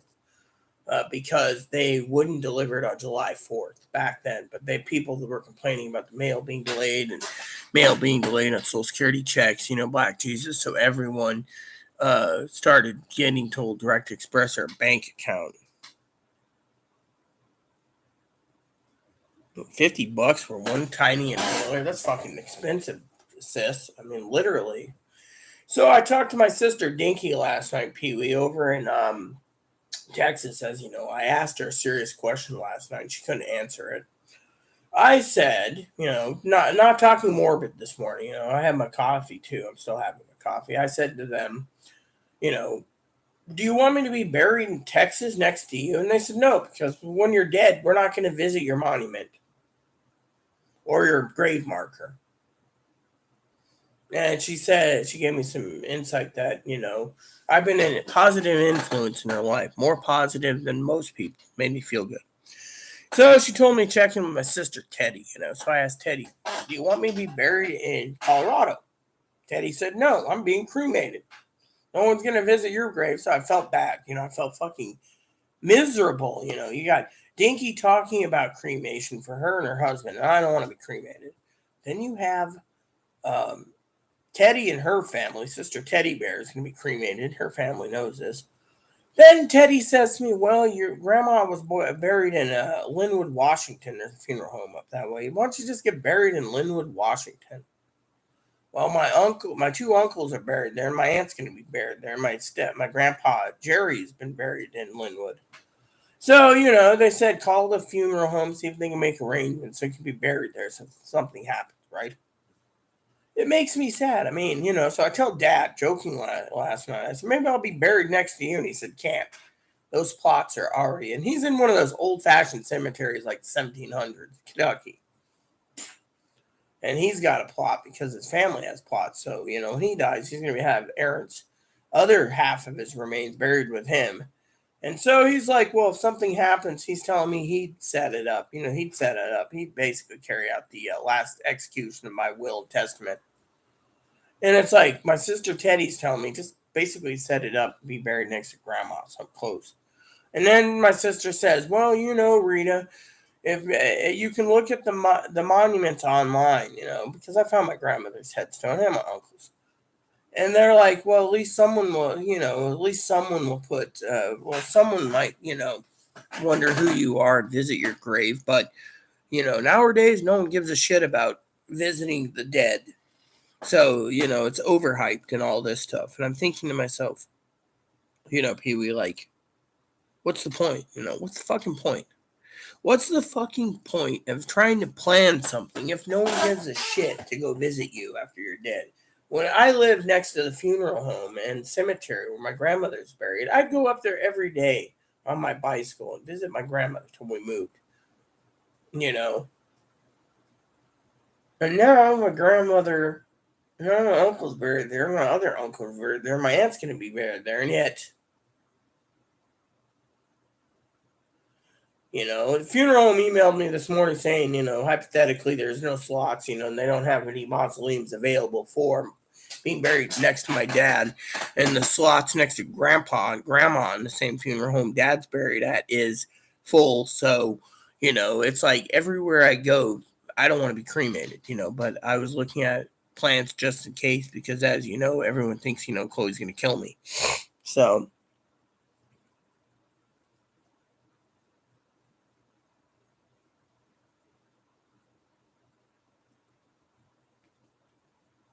well, I'm going to pray for you, sis. I really am. I'm also praying for your son, too, as you know. But still, And then this morning, I was talking to Ricky. He left, by the way. Chris and Ricky were in. Ricky was this morning. Ricky literally asked me, Pee Wee, do I want to live alone? My answer is yes. Now, I don't know if you heard this story, but I'm going to tell it anyways because, it's coffee time with Rita. So, the other day, I was telling Black Jesus the story, and he's like, that's a wonderful story. You tell it well. So, when my husband died on 8/24, 2016, I felt abandoned. I mean, I got up. You probably heard the story. I got up, and I couldn't sense Jesus or God around. They were with Aaron. So I went to Aaron's house, wake him up, couldn't wake him up, kissed him on his head, did everything, went back to my apartment to get my phone. And I went to my desktop computer connected to the TV, and I prayed, do not let Aaron be dead. Please don't let Aaron be dead. Looked up the symptoms of rigor mortis because that's the first thing he said. Oh, if there's purple blotches on your skin that looks like little dots and stuff, they're dead. So I went over, tried waking him up, called 911. 911 said roll him on his back. Couldn't. He was glued to the couch. So I had to lift the couch up and drop him. Police came in, 30 seconds later, looked at me after I was outside and apologized. The only thing I went into his place for was mopping. Then I had to spend 4 hours dealing with the sheriff and police, and the coroner came out, and they all apologized to me. I was a nervous wreck. Coroner's report said the wife of Aaron Well, trying to get a hold of Poppy was like, dude, and finally I got a hold of Poppy, and he's like, what is it? I just woke up. This better be important. I don't talk to you. At the time, he only talked to Aaron. He didn't give a shit about me. And I said, well, we lost Aaron. He's like, what? Aaron packed up finally and left jokingly? I said, no, he died.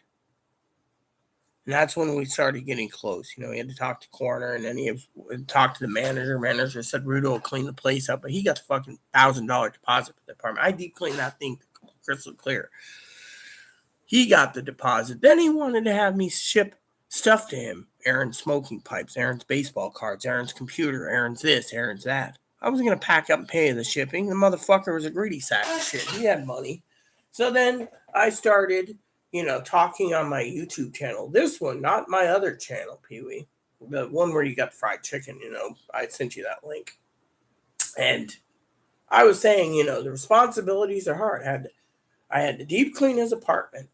I had to go to town all the time, 4 in the morning, to go to town, set up a new apartment for me, right?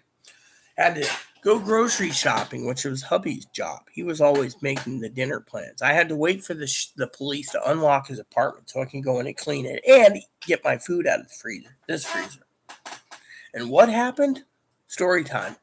So I was talking about how I had so many responsibilities. 4 a.m. I'd get up to go see the doctors. And, one doctor's appointment, I walked upstairs to the cardiologist. And I said, I want to speak to the cardiologist.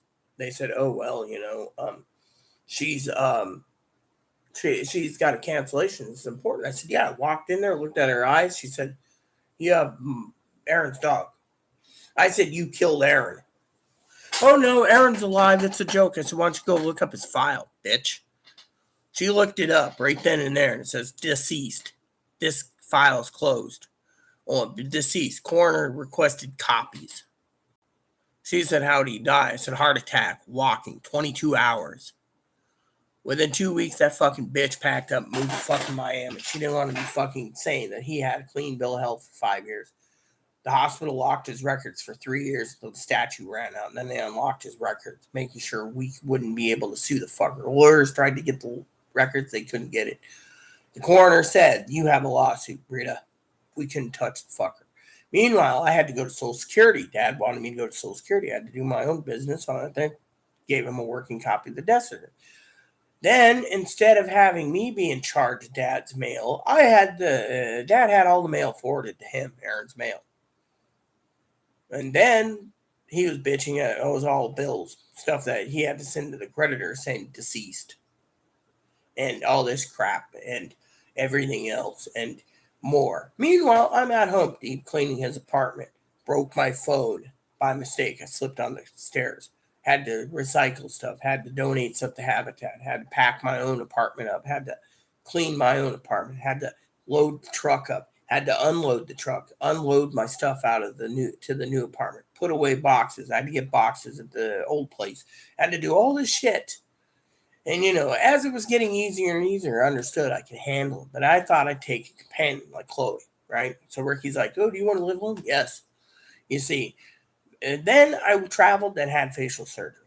Then I recovered and then went back down there at the holidays. Then I came back and then I traveled from January of 2017 to February 2018, making sure I had everything lined up for surgery.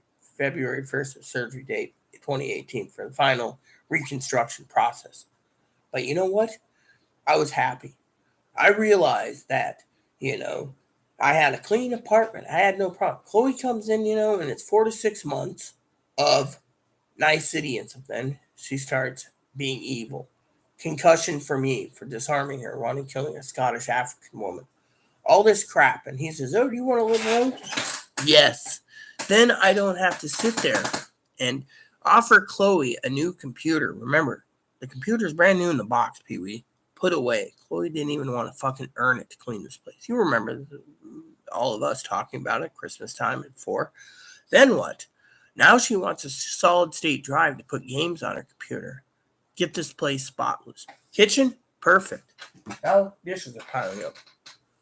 Living room? 90% clean. She could tidy in 15 minutes, be done. Bathroom? Perfect. All she has to do is tidy 10 minutes in the bathroom. It's done. Vacuum? Done. Cleans her room because that's part of her deal. Soon as they didn't have an inspection, she tossed her room again, making it look like a fucking pigsty. Then throws everything in my room and it says, oh, because I told her part of the deal is she basically cleans up my office, right? Because she made a mess. What's she doing? Oh, I'll do it. I'll do it Monday. Oh, no, I'll look at computer game. I'll do it Tuesday. Oh, I'll do it Wednesday. Oh, I'll do it Thursday. Today's Thursday. Oh, I'll do it on payday. And then I told Chris, she doesn't get it done on my time frame. She doesn't get the solid state drive. He said, oh, you're making a deal with the devil. No, I don't have to pay. My thing is the son of a bitch turns around, doesn't even follow instructions. For example, you and I basically, I made the joke with you the other day that, I could have waited till payday, which is tomorrow morning, just ran down to the store to get toilet paper. But you being generous as you are, and I humbly thank you, she didn't even think about it. I told her on payday last month, make sure to buy 2 packs at a time. Go to this, come back home, drop them off. Buy 2 more when you go get a little bit of light groceries while waiting for food stamps. She never did. She thinks, by the way, who's paying for it? Well, we know you did generously, but when I do it, I have to pay for everything. Toilet paper, paper towels, shampoo, conditioner, razor blade, shaving cream. She doesn't go and buy razor shaving cream that's feminine. She goes and buys me barber salt and says, oh, you're a woman, use barber salt. Like this. This is the stuff she got, right? She goes and spends like $6 for a can of feminine stuff, yet half the can it clogs up and you can't push it. But she gets barber salt. Oh, this is what you are. She thinks I'm a man. Then I buy razor blades for my legs, barber salt. What you do? I keep them locked up, or I keep them in my office, or I keep them hidden so she can't find them. She finds them, she takes them. And then I'm like, where's my razor blade? Oh, whoa. Her mom said she steals razor blade. When her mom cleaned her apartment, her room out, she had like 300 razor blades under her bed. I mean, literally. The point I'm making is, she has this problem with razor blades. And personally, the question is, am I being treated fairly? No. Am I being treated as a man? Yes. Always being yelled at, called man with a cooter, man with a beaver. Last night it was a man with a beaver. But you get the idea, right? And yet, steals and everything else. And then, I told Ricky, I had to do the accounting, recalibrating. Where the fuck does her $700 go? Where's the fucking money? Her answer the other day is, I got the bank statement and I looked it over. She doesn't get a statement. She doesn't give a shit. So I have the statements come in. That's what I requested. Turned out that she spent my money on the ferry galley buying her fucking food. Oh, well, I had to get your tobacco, so you owe me. Then, I got some cigarettes on your money because you owe me. No wonder why my fucking money's going down the fucking drain. Because every time I turn, I even had my cards changed, PIN numbers changed. I actually found a way to get to it and use them still. And yet, to me, where the fuck's the money going? Plain and simple, I was telling this to Black Jesus, where the fuck's the money going? Literally, I had to recalibrate everything. And then I say to Ricky and Chris today, and Ricky says, oh, you're not entitled to gifts. Well, maybe not, but I had to put up with so much shit with Chloe not fucking following directions, fucking screaming and yelling, threatening on YouTube. I got that video archived, the one where she was talking about the Secret Service came out and other things. Other videos archived where she basically did so much damage to family and friends that I lost a lot of family and friends that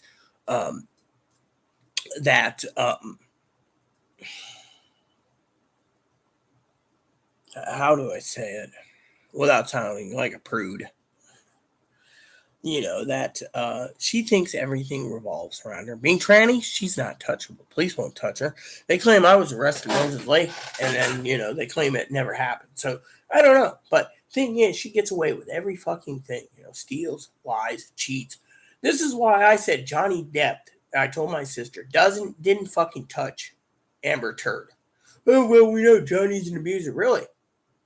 Yet, Amber Turd's got the same mental illness as Chloe. And she said, oh, well, still, maybe they both have borderline. I don't know, but I believe Johnny over fucking Amber Turd. But my point, this is what I told her last time, but my point is son of a bitch like her doesn't follow anything. And then I said on gifts, I said that Ricky and Chris, the dumb shit son of a bitch, owes me. I've been taking care of their ass, dealing with everything that they fucking toss at me, being strong as possible because the lazy son of a bitch thinks everyone owes them everything. So to me, the son of a bitch owes me my money back, even if they have to make payments. And the son of a bitch also should be buying me gifts for Mother's Day, Father's Day, and Valentine's Day just because the fucker basically owes me. Well, you're not entitled to gifts. Really? I'm not entitled to gifts even after I have to deal with that much shit? And I'm the one that's fucking dealing with it, and they think I'm not entitled? I mean, literally wants to go to the island on off island Saturday to go to a place that gets pipe tobacco so I can take walks more and smoke my pipe. And yeah, well, I wouldn't mind a new smoking pipe. I said that. Father's Day is coming up. I'm not a father, but you know what? I'm like a parent to that son of a bitch. So if they don't want to fucking do that, well, to me, I'm kind of semi-entitled because of all the shit they do, the threats and everything else. But you know what? Ricky said, oh, you're not entitled. Well, maybe not, but this is my own opinion. Time to answer comments after I use the bathroom. Give me a second.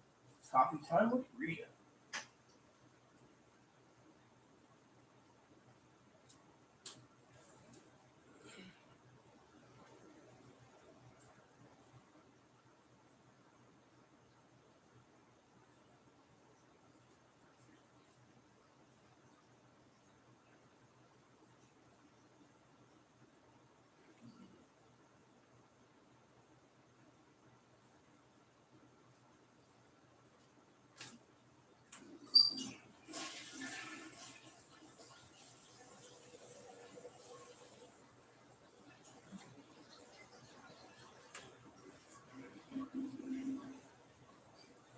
So, for example, Cactus Blossom the other day acknowledged on Instagram, I think it was, that she was the trigger for Chloe's mental illness progressing because she put Chloe on a bus and her homeless because Chloe wasn't paying rent, lost her job, wouldn't pay electricity, wouldn't buy food.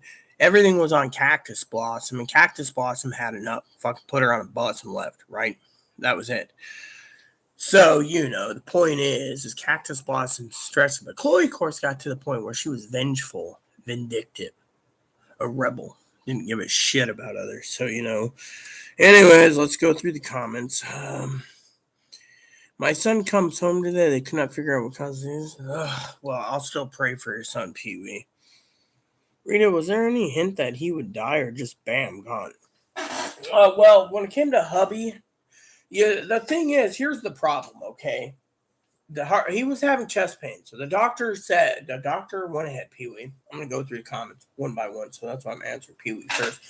He went through and he had chest pain 10 months before, some chest pain walking and some. The doctor said, oh, your heart's fine.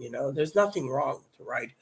But the doctor did a treadmill test. They didn't do the what's that other test? The Anyways, there's this test where you take some medicine and it makes this dye around your heart to see if there's any dead veins, right? And they didn't do that. So they're like, oh, you're fine. There's nothing wrong. This is 10 months before it dies, right? So then he's starting having some problems, health concerns and issues still. Well, the heart doctor didn't turn around Pee Wee and tell him, or the psychiatrist, or the psychologist, or the therapist, or any of them that antipsychotics speed up heart disease. He was taking lithium Paxil and Seroquel. That does it right there. So when Aaron died, I went in to his place when I was cleaning, and I looked up. He had the thing in a drawer of the medication side effects. These medications could cause heart disease. And yet they didn't tell him this. So he was taking it for his supposedly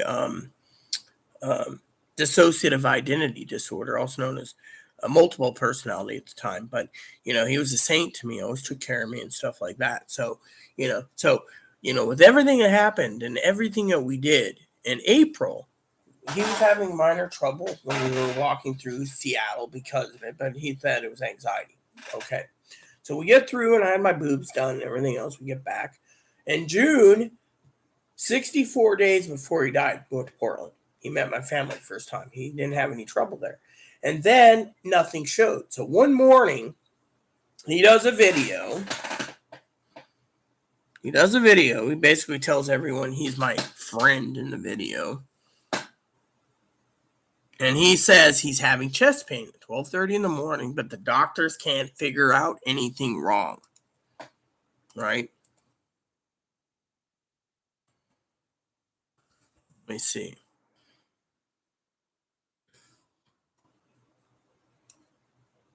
Let me see if I can find it. Sorry. Damn it. I should have saved it, but I bet you that fucking channel was fucking I deleted it. Let me find it anyways, Pee Wee. Give me a second. Nope, can't find it. So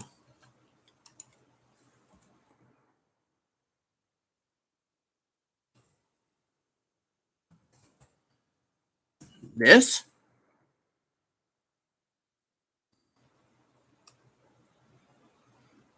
It's a filter. Let me see. Channel. Maybe it's 1K. Let me look.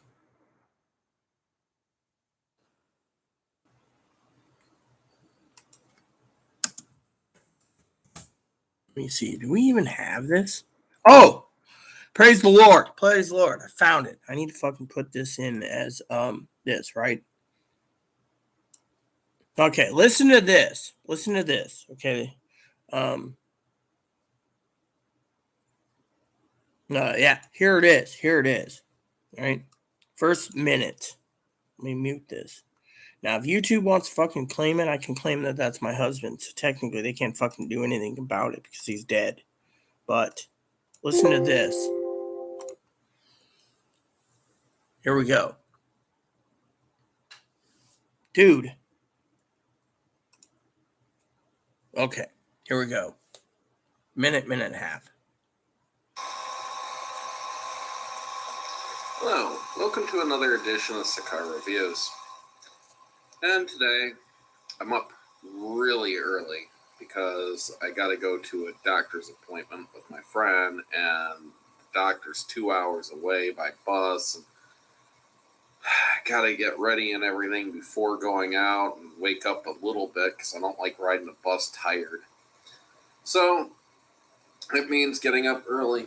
And it's right now actually about 12:30ish, roughly. And it was time to wake up, I guess. So, it's really early for me. I'm also having a bit of a health issue. I've been having pain right in here lately, and it seems to come on right now at night. So, don't know why. It is not heart related. They've done enough tests to know that my heart's in great shape. It's not lung related. They have no clue what it is, but it's extremely painful at times. So, anyways, enough about me. Getting on to tonight's review, or this morning's review. What? As you can see, Pee Wee, he died 24 hours later of heart disease. That was his last video. And, because his best friend basically called him a freak for being with me, he basically called me a friend. But, you know,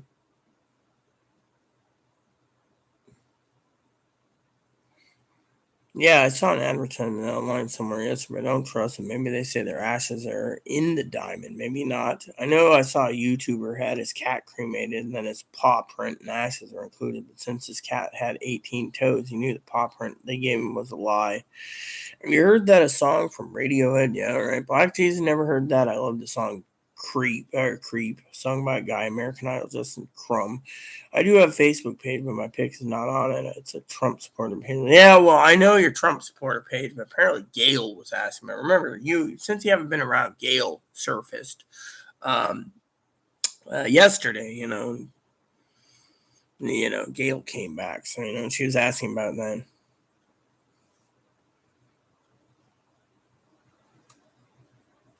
Look, Black Jesus, she was calling me a fucking man with a beaver, which means a beaver is a female derogatory term for a cooter or vagina.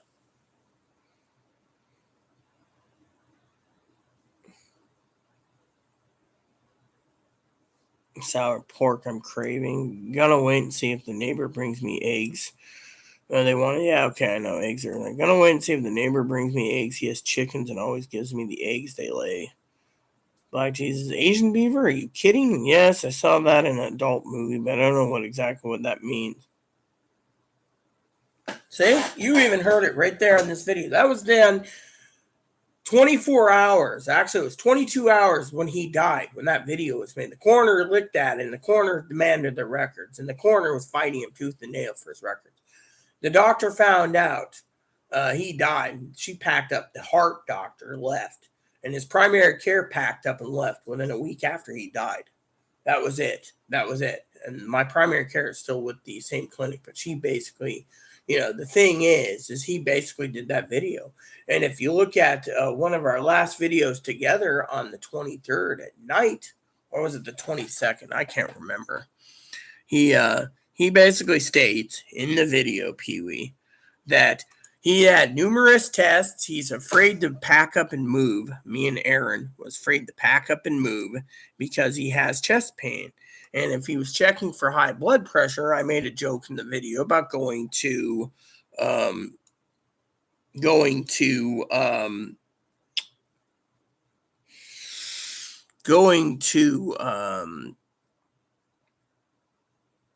and he did this video. When was he did this video? He did this video. Hold on, let me check the timestamp. Okay, it was done August 21st. So this was 3 days before he died, right? He did a video about talking about, again, he had a gamut of heart tests, and it's not his heart. Coroner said he died of a heart attack, a walking heart attack for 22 hours. Yeah.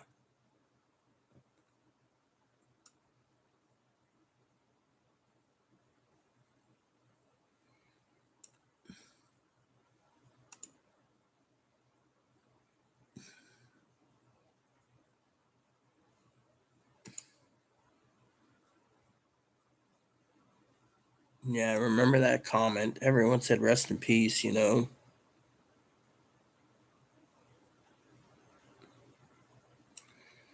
Hmm.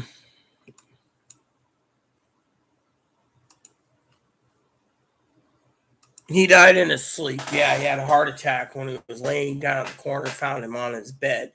He sleeps with his face down on the couch, or on the bed. So instead of sleeping head up where your head's on the pillow, he's basically face down on the pillow. So what happened is when he died, they told me to lift the couch up, toss him. So when I tossed him, he fell straight on his back after I flipped him because he was dead. And the entire building shook because of his weight. And that's when they knew he was dead, because the 911 asked if he budged or moved, because they thought maybe he was in a coma and he flinched.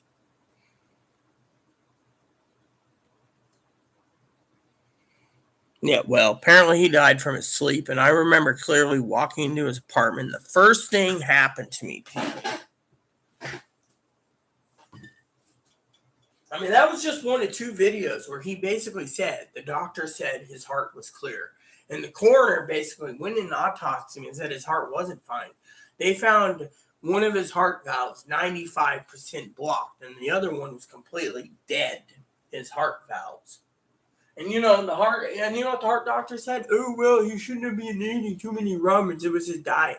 It was the medicine they put him on. They didn't tell him.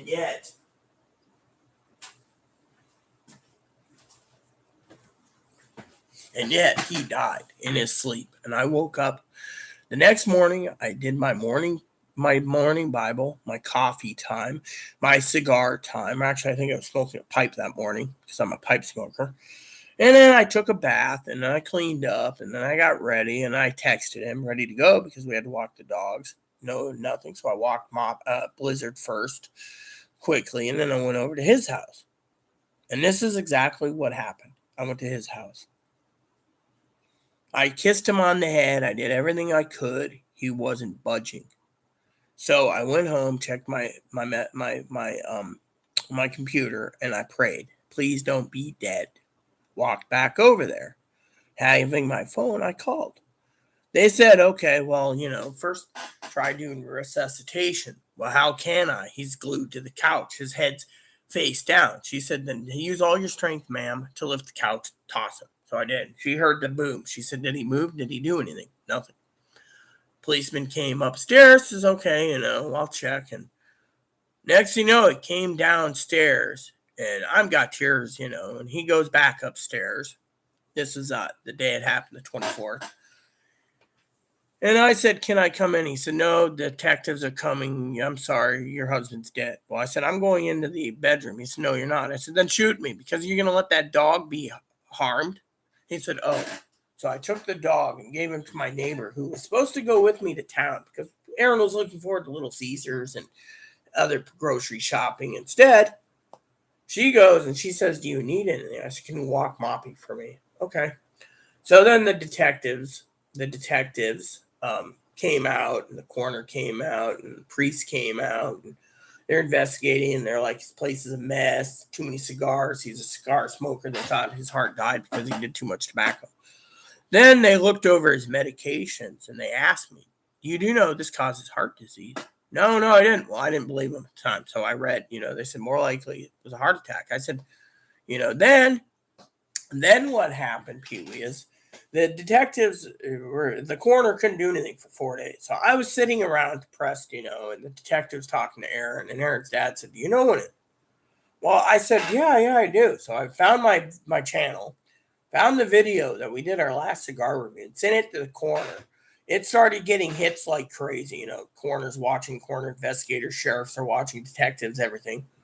They turned around. He said, well, he was complaining about chest pain, and he didn't want to walk all the way to Shopco. That's a store, by the way, at the time, to the pharmacy to use the blood pressure machine every 10 times. It's like a mile out of town one way and then a mile back into town.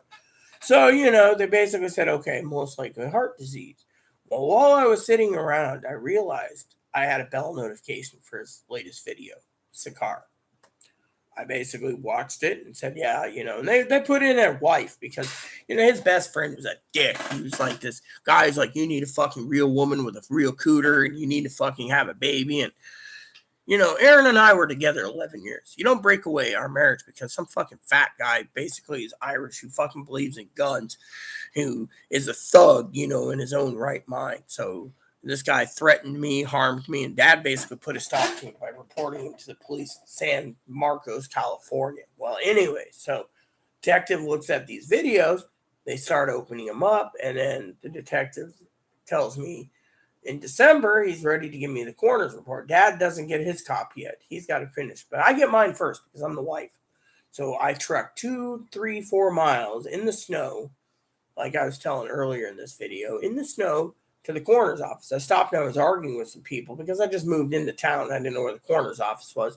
It's inside with a bunch of residential buildings all the way outside of town, pretty much. So I walked all 3, 4 miles in the snow with Moppy to get the coroner's report. When I got home, my neighbor who adopted me, Sister Shelley, was like, are you okay? And I'm outside and it's snowing, and I have an eave so I don't get wet. And I'm sitting here smoking a cigar in memory of Aaron. She says, oh, I'll just not bother you, Rita. You must be important. I said, hey, you want to get something to eat when I'm done? Oh, yeah, sure. Where do you want to go? I said, I don't know, KFC maybe. And she's like, oh, you're so engulfed in this. And I said, listen to this, and I was reading it to her. And she's like, oh, my God. Medications cause heart disease.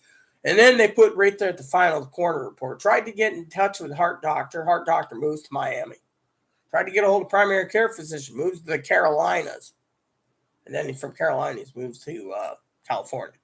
So all this happens. And then it says trying to get Russell Records, can't get it due to the fact that the clinics and hospitals and everywhere else is locked in. Due to the fact that they don't want a lawsuit. And I'm sitting there going, oh my God, he died of heart disease due to the fact that he was complaining because of the meds and they didn't tell him. So he dies unexpectedly. And we were in Portland 64 days before he died. And I didn't even pick up on it.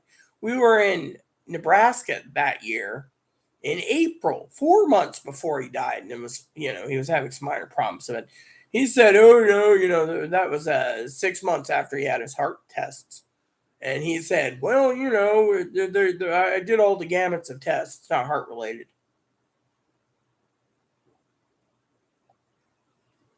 If you guys want, I will play you the last video that me and him did together.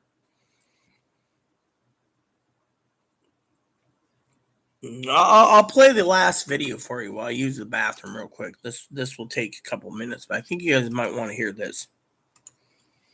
And don't mind it. YouTube cannot complain because I own the video. So if they want to flag my video, they can go suck my damn clip because, frankly, it's my video and I own it. So technically, they can't discriminate against me for doing it. But let me just play this video for you, okay?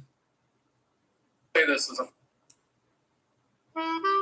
There you go. Listen to him talk about his heart disease in this one.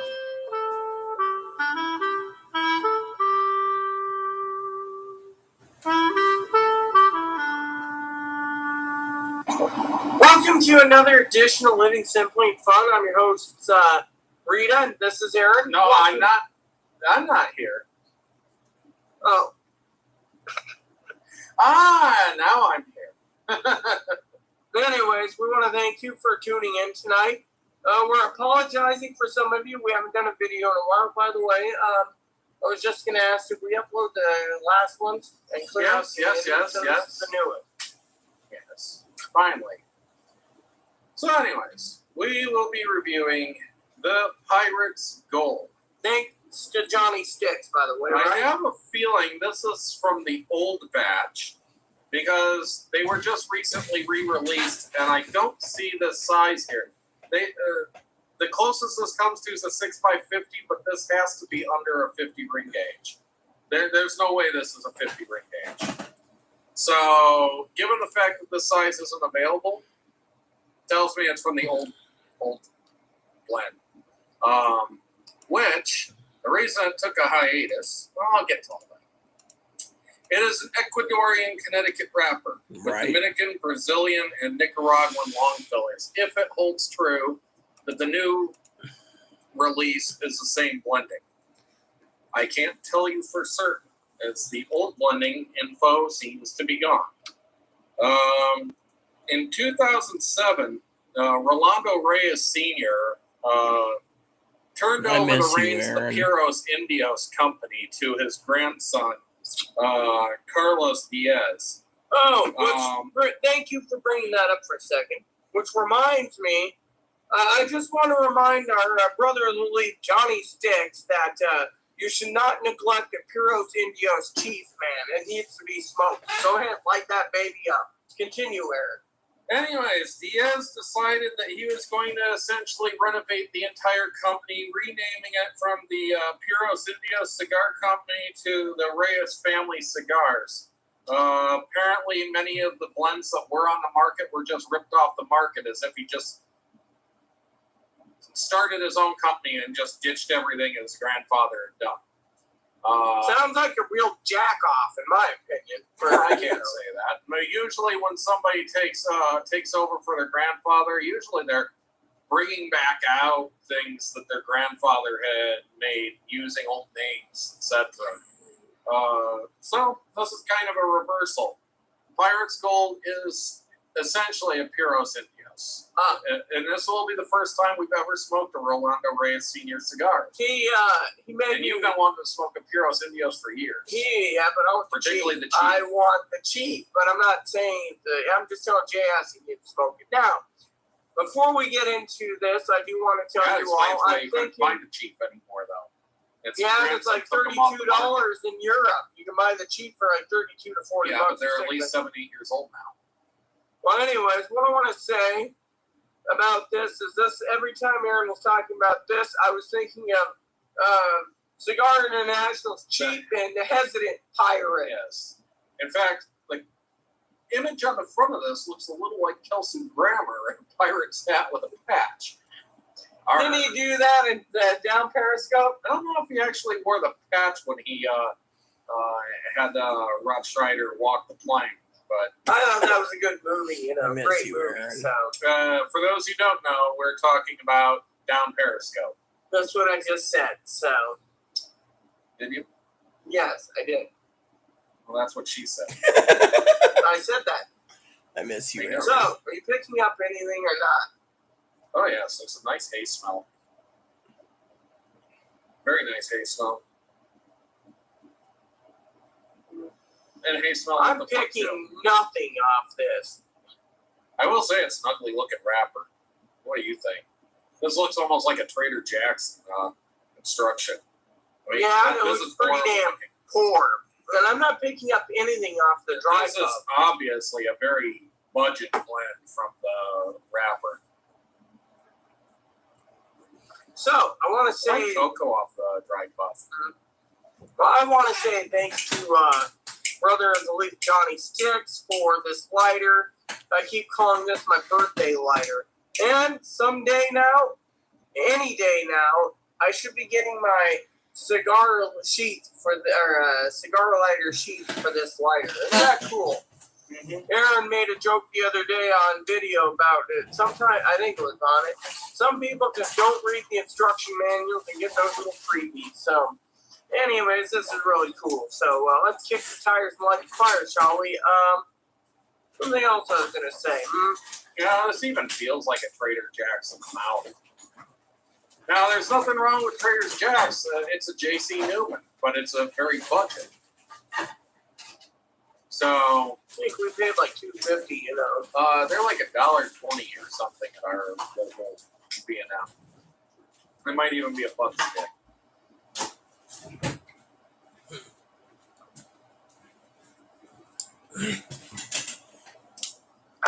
It's like a Trader Jack's for the most part. No, I won't say that. It's been a while since I had a Trader Jack's. I can't compare. First, again, it was Johnny Sticks, right, that donated this. I want to thank Johnny Sticks for this wonderful donation. I also want to give a heads up for some of you out there, and it's just because of me. I want to share with you all. The other day, one of our subscribers emailed us. I thought she might have thought Aaron was replying, but I've been replying to her ever since. I want to thank Amy. Amy spoke like one or two emails and then sent me a tracking number for a package that she shipped. A cigar bomb to us. Now, it's stuff we've reviewed, but Aaron and I have discussed it. We might be re-reviewing some of the sticks just to see if it's, met its hype still as, cigars. We don't know what she is sending us because we don't have a list, but I want to say we'll be doing an unboxing video when it comes in, but I do want to thank Amy ahead of time. Mm-hmm. Aaron?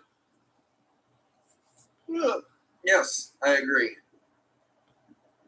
Now, thank you. Sorry, I'm kind of been out of it for the last 2 days. I've had some kind of health concerns, so Here we go.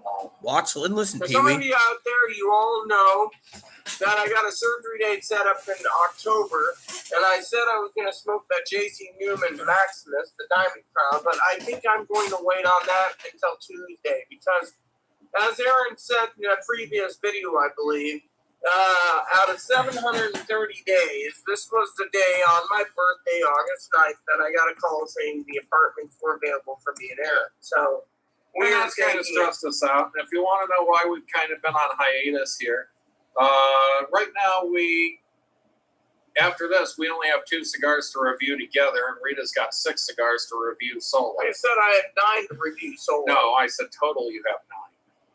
You have a reckoning. So, I paused it for a second to share this with you. I had to pull up a calendar for 2016. So, Aaron died on Wednesday, August 24th. My aunt and uncle from Texas visited August 22nd. My husband made that one video on Tuesday, the 23rd, his last video on his own private channel, and he died 10 o'clock at night in his sleep on the 23rd, and I found him the 24th. So when I was talking about doing a video review on Tuesday, I never got around to smoking the Diamond Crown Maximus, but I did smoke it after I told the story about how I found him in memory of him. So let's continue. It won't take long. He's going to talk about his heart disease. You have a Perdomo Craft Series Pilsner. You have a Nub Cafe Espresso, and you've got the 3 Ashton still. And then we have the Pirates Gold. We have a G2 Habano re-review. Different Vitola. And then we have Don Thomas Nicaragua.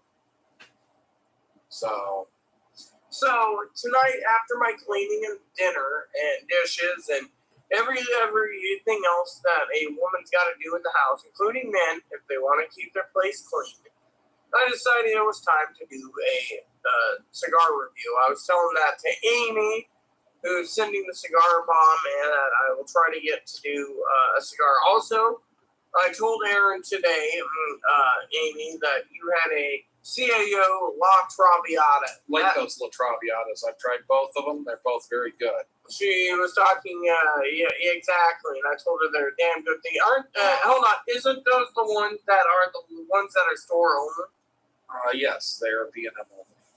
Brick and So for mortar. those who are wondering about the health concerns I've had, over the last 6 years, I've had a problem between my shoulder and chest area, upper chest, when I walk or do activity or anything, that it starts hurting. I've been cleared of any heart problem or anything like that. However, last night it was bothering me to the point I couldn't sleep. I wasn't even doing any activity. And it seemed to be radiating from my shoulder, but I don't know. Doctors have no clue. I've gotten 20 different possibilities, and everything they try doesn't seem to treat it. So it just kept me up all night, and it's also possible I had a seizure last night. I had a weird feeling headache here, and it felt like it was on the exterior of the skull rather than the interior, but when I go to touch, it felt more interior than exterior, and so that was driving me crazy too. And so I've just had a kind of bad couple days, health-wise. I told him once we're in Moses Lake, we will personally see the doctor more on I'm beginning to think, though, that doctors are inept. I mean, it's been over 6 years that I've been going to various different doctors about this, and no one has a clue. And I almost feel like that Facebook meme with the tombstone where it says, "I told the doctor I was sick." Or what about Myron? We had a friend, Myron. Yeah, Myron. He was telling the doctor he was sick. Similar problem, too. He was complaining about chest pain. And he kept telling the doctor, and the doctor said, "Oh, you're just a hypochondriac. There's nothing wrong with you." I'd sent him to some specialists who all concurred there was nothing wrong with him. He dropped dead. So there was something wrong with him. Just so you know, that was the doctor I fired after my mother died, by the way. He was a real jerk. And then something happened to Australia. It's actually my biggest concern with moving, even though I know it's like a necessity to get out of here. Since this has been acting up, I'm afraid that I won't be able to carry boxes or lift anything without essentially collapsing from inability to breathe and chest pain. So we have some help that's been offered, so we should take it. And no, it's not lungs either. My lungs are in perfect shape, so they just have no clue. I've been through a gambit of heart tests. It's possible it might be high blood pressure, but the only way they could do that is if I keep record of my blood pressure at 9 to 10 times a day over the course of a month and then return the results to them. It's like, I can't afford a blood pressure cuff. I can't take my own blood pressure. And there's no place around us that has one of those cuff machines where I can just walk in, stick my arm in, and be like, "Oh, okay." What about Walgreens? I'm talking about near us. Oh. There's not one in this entire town except for maybe at Shopko, which is over a mile out of town. Just to walk to do it 10 times a day, you'd be out of gas. I'd be turning around constantly. By the time I got home, it'd be time to go out and take it again. It's a good way to lose weight. Don't give me any ideas. I do need to lose a few pounds myself, but I've been exercising again. Anyways, we haven't even talked about the flavors of this. We've just been chatting. All right. Well, you guys get the idea by now. You It's guys kind of- get it, So 13 minutes, he talked about his heart disease. He talked about, et cetera, et cetera, et cetera, and more. And I'm going to answer the comments, Were you flipping out? Gosh, I don't. Someone could deal with that. Yeah, I wasn't flipping out so much as I was in prayers. But Jesus, I was literally on my knees praying that he wasn't dead.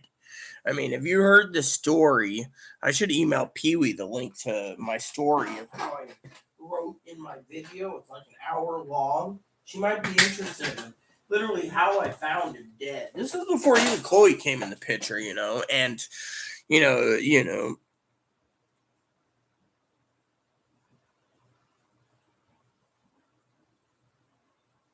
Yeah, well, hubby, well, you heard the video. I hope by now, Pee Wee. He talked about chest pain right up here, and then funny pain up here, and radiating down to his chest here. And he said doctors are inept; they don't know what they're doing. I mean, look, we basically he right there. You heard my own husband tell you exactly outright. My best friend, my husband, my partner, that he was complaining, and the doctor said there was nothing wrong with him, and then he dies like Myron. And that was it. He's been gone for almost 6 years this August. Oh, he was sharp as sharp could be. Loved play on words. He always did play on words. Incompetent doctors, exactly.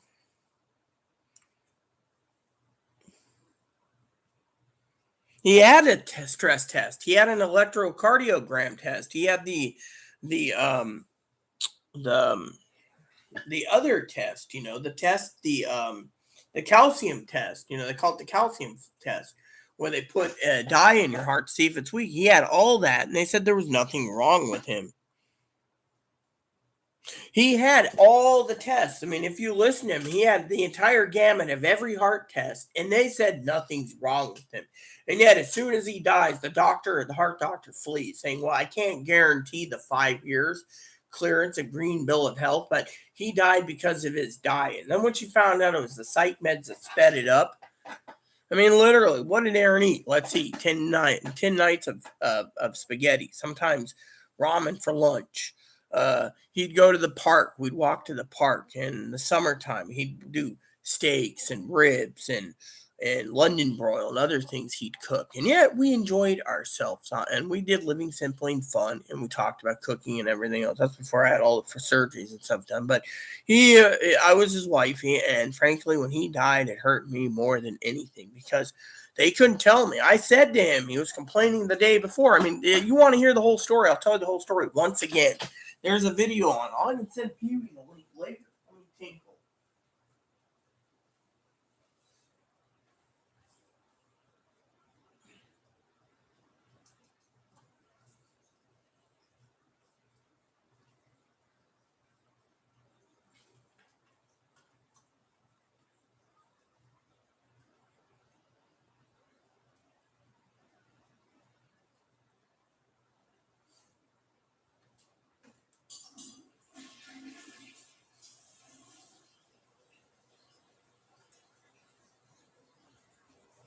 August 23rd, 2016.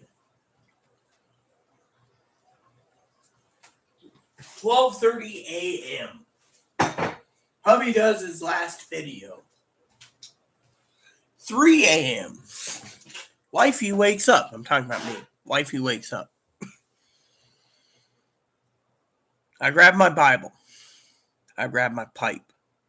I grabbed my morning coffee. Aaron, of course, was a little running sluggish, so he had an energy drink that morning, which helps with heart disease. Anyways, because it's super boost caffeine. 4 o'clock in the morning. I take a bath. 4:30, I'm in the tub. 5 o'clock, I get dressed. And we walk the dogs at 5:30. I'm out of it because I'm tired. Tired as hell. Went to bed after my aunt came and visited. We went to bed at like 12, something like that. So, maybe 11 or something. It was like less than 4 hours of sleep. So I'm lagging myself, but I'm up and, I don't even pay attention. So as soon as I'm walking along, we get the dogs walked. We get on the bus. The bus takes us to town. We have to be there by 9. So,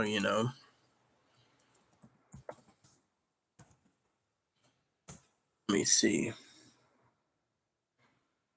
Oh, yeah, here we go. Let me look at this for a second, okay? So, schedule. I'm just checking something. I want to make sure so. Here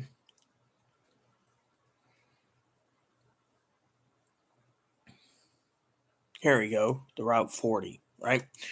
So, if I'm looking at the PDF here, right? Let me see here. The first bus gets in at 6:30, right? So we catch the 6:30 bus and we get on it. And my husband's kind of cranky. And we ride the 6:30 bus all the way through Ephrata to Moses Lake. And we get there. As we get off to go to the Safeway, my husband tells me, "Do you notice something?" And of course, it's early in the morning, so I'm like, "Yeah, no." And then I realized hubby shaved his head, made himself bald, got rid of his beard. Then we had coffee with my uncle and aunt. He complains about chest pain. Then we walk up the hill about a mile to the clinic. He yells at me, "You're going to be late for your appointment. I'm going to go to the walk-in clinic." I said, "Okay, please text me." He says, "I will, wifey." So I go to my appointment, and then Aaron, of course, before he goes to the walk-in clinic, make sure I'm at my appointment first. So he walks in, and he's telling 3 nurses I'm having chest pain. They run over, do the little blood pressure thing, do this and do that, tell them to go to the walk-in clinic. They don't say, "Oh, you're having chest pain, let's call 911. It's in the records.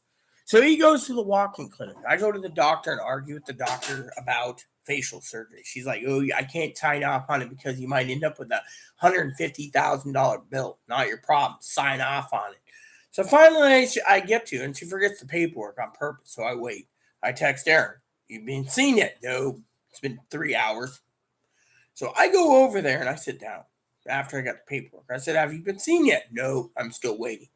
So all day, finally, it's getting to the point where it's past lunchtime and they're telling him to come back tomorrow. They have no room. He looks on the wall and he says that before he looks on the wall, they point to it again because he's seen it twice. How come all these elderly and every kid's going first? They said, "Well, that's the people that have severe problems go first." Aaron says, "I'm having chest pain." "You're not dying, sir. Fucking park it." Fucking park it's what the guy said. Rude fucking son of a bitch. So we sit there and finally he says, "Come back tomorrow." Aaron says, "Fine, I'll come back tomorrow." So Aaron gets up, goes to the park, down the hill, past the library, and into the park. We have lunch. He buys himself this giant sandwich that he eats. Half for me, half for him. We put mayonnaise on it, so it's like a giant sandwich. It's like a 6-foot sandwich, right? We each eat 3 feet. We go and walk across the street into the apartment. Manager and I meet her. She likes him, great humor. We get a look at the units, we take them. From there, he's like, "I'm tired, still having chest pain." So he gets on the bus, right? We get in, we meet Ray. Ray's the bus driver. And I'm like, "Yeah, these fucking douche knuckles up here, douche nuggets, we're talking, shooting shit." Aaron, he's sleeping all the way. Oh, no, we got on the bus and we get to the parking ride. And then we wait, right? And then on the way from the Big Bend Community College to Quincy, he's sleeping, right? He gets up a couple times. Ray's driving. Ray's a sweetheart. Ray and I would talk about fly fishing. And Ray's sitting there. And Ray's like got a question mark on his head, right? Aaron wakes up and says, "Rita, I've seen heaven." And Ray's like, "What's it like? Is it? I hope the pearly gates are great," making jokes and stuff. We're driving along. He goes back to sleep. All the way home, he's talking about heaven. He gets off. He's like, "Let's walk the dogs, and I'm gonna go nap." So he goes and naps. It's already like 6 o'clock, 4 o'clock at night or something, right? 4 o'clock or something, right? 12 hours plus up. We've been up 13. He's been up like 18. He goes and naps, right? Chest pain's going on. We walk the dogs. He goes and naps. He gets up. He's like, "Text me. I'm ready to make dinner." Halibut, fish and chips, halibut, great halibut cooker. Makes halibut. We talk. He's like, "I need a nap." Well, I already had a bath, so I'm reading my Bible and, smoking my pipe, and messages me at 10:30, right? So something like that, 9:45, 10:30. Don't quote me. I don't have the text anymore. Text me. I said, "Are you ready to walk the dogs so we can start our day tomorrow?" "Yes." And I wait. Finally, he writes a text to me, Pee Wee. Dear my beloved, I love you so much. I will always be there for you. But in the meantime, I'm going to be second star to the right till morning, till I enter a black hole. So, on our walk, instead of saying, oh yeah, I said, Aaron, I love you so much. That text bothers me. What is it? And him having the power says, I love you so much, Rita. I will be always there for you no matter what, through life or through death. I said, what's the second star to the right in the morning? He says, don't worry about it. I love you. So I go home. I sit down. I sit in my blue chair. I fire up my pipe. I sit there and I think. Okay, next morning, 24th comes. I get up. 6 a.m. this time. Feeling semi-refreshed. I go to my Bible and I do my devotions and I have my coffee and I have my pipe and I take a shower bath. I get done. I get dressed. Text Aaron, ready to go? I'm ready to go. I'm looking forward to today. Let's get the dogs walked. No reply, so I go and walk my Blizzard by myself. Finally, I go into Aaron's apartment. I have a key, so I open the door. Moppy's whimpering. Don't leave me, Mommy. Don't need me. I look at Aaron, still sleeping. Okay.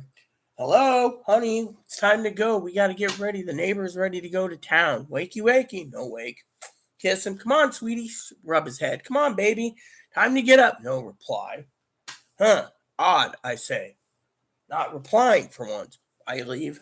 Moppy's whimpering, scratching at the door. It's a metal door. I go home. Go online. Symptoms of death. Because he had a little weird blocks in the street. So I sat there. I got down on my knees. And I said, please, God, Jesus and God, do not let him be dead. I get up. I walk over to my smartphone and I grab it. I go back over there. I pick the phone. I don't know. His phone's unlocked. He always kept his phone locked. So I pick up my phone and I say, yes, 911. Yes, the lady says, is this an emergency? I'm sitting there thinking in tears. Yes, I think so.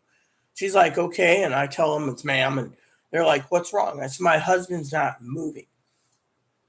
Oh, well, you're going to have to move him on his back to get him resuscitation. Is he on his back? No. Is he face planted down on the couch? So I try moving him. Can't do it. I said, he's so stiff and hard that I think I can't do it. She says, you're going to have to. Where is he? I said, he's on the couch. She said, then the couch will be easier than a bed, ma'am. Just lift the couch with all your strength. How heavy is he? I don't know. Between the couch and him, about 600, maybe 700 pounds. He was like 275 to 300. So strength. All of a sudden, he's face first. I see him flip. Boom! She says, police officers on the way. Well, he's already pulled in, neighbors wondering what's going on. Other neighbors seeing the sheriff. He comes up. I'm in tears. First thing I ask him is, I don't know. He ain't moving. So he goes up there. He comes back out. And then he says, this place has got him cornered off investigator. So I'm getting the dog. If you want to shoot me, because I'm taking the dog with me. Neighbor comes out and she's like, so you ready to go? What's going on? I said, walk, Moppy. Tears coming down my eyes. She's walking. I'll explain later. So she sat there and she's like, what's going on? She says, you can tell me. I said, I already called the manager, so I might as well tell you, Patty. We're not going to town. You can go by yourself. Oh, well, whatever it is, we can wait for Aaron. Aaron's passed away. Patty sat there like, I'll walk the dogs. She walks Moppy and Blizzard and her dog. She gives me Blizzard. I put him in the house. I go to the computer and I message my therapist. Emergency. I put emergency in the text. I email. He calls me and says, are you okay? And I said, do I sound okay? I just got it. I just found my husband's dead. So I email my aunt. I need you to call me right away. This is an emergency. She says, oh, okay. She's in Oregon. They drove up from Oregon to visit me before. Now they're all in Texas. She said, calm down. What is it? I said, don't tell me to calm down when I go to Aaron's place. You were there 2 days ago. And she says, yeah, he's a great husband for you. I'm so envy. I said, he died. So she turns around. She says, I'll tell your cousin. And So my cousin Corey's in the shower. Dinky's getting ready to go to work. She says, I'll talk to you later, right? I'm on Facebook. The sheriff won't let me in. I'm on my porch smoking a pipe. Sheriff's deciding. 20 damn people are deciding. Moppy's with me, in the house, whimpering and crying and everything. I'm in tears. I'm back and forth, but I'm in. Therapist calls me. Psychiatrist gets a call. Psychiatrist calls me. Yeah, I just heard from the therapist. Are you okay? No. Do I sound okay? Meanwhile, I'm sitting there and I can't think straight. Yeah, can't get a hold of Poppy. Can't post on Aaron's wall because of all this. So Dad tells me, oh, don't do this. We're going to basically, trigger his mom to want everything. His mom's greedy. So I'm sitting there in tears and I see a post from Dinky. Went out to Quincy, Washington 2 days ago. Saw my cousin Rita's husband for a second time. Great guy, good cigar smoker. Got the news this morning. He died. Here today, gone tomorrow. I can't go to work. This is just too heartbreaking. So instead, Patty says we'll go shopping at Walmart in Freda. So I go in there. I have everything in order for Moppy. Things went fast. Retraining was quickly, but I had everything in order. I'm not going to leave Moppy behind. No problem. Took Moppy with me. African lady that always checks my bra size, make sure, I get the right bras and ask me. So I get my shopping, right? I emailed the facial surgeon saying, might have to put it on hold. She said, no. If it doesn't go through, I'll pay for it. So I had doctors calling me all day on my phone. Detectives calling me. Poppy calling me back. Meanwhile, I'm sitting there in tears on the 24th. I look at the time. It's 4 o'clock. We're driving back. Well, the neighbor, of course, manager comes in because I called her. Manager sitting here in the sky that was a buddy of mine's like, oh, Aaron said, oh, Aaron said, oh, Aaron said. Manager goes into her office, gives him 3 eviction warnings, says that if you do any more, I'll send the 4th. You'll be packing in 20 days or less. He went in and stayed quiet. Mexican guy's like, oh. Well, his caretaker turned around and left him permanently because she called him a mean-spirited Mexican son of a bitch for laughing at someone else's demise. Then he complained to the state, and the state wouldn't give him a new caretaker because he claims he has brain damage. But yeah, I had all this crap going on. Meanwhile, I'm sitting there dealing with Poppy, dealing with family. I got ready to message Teddy Bear.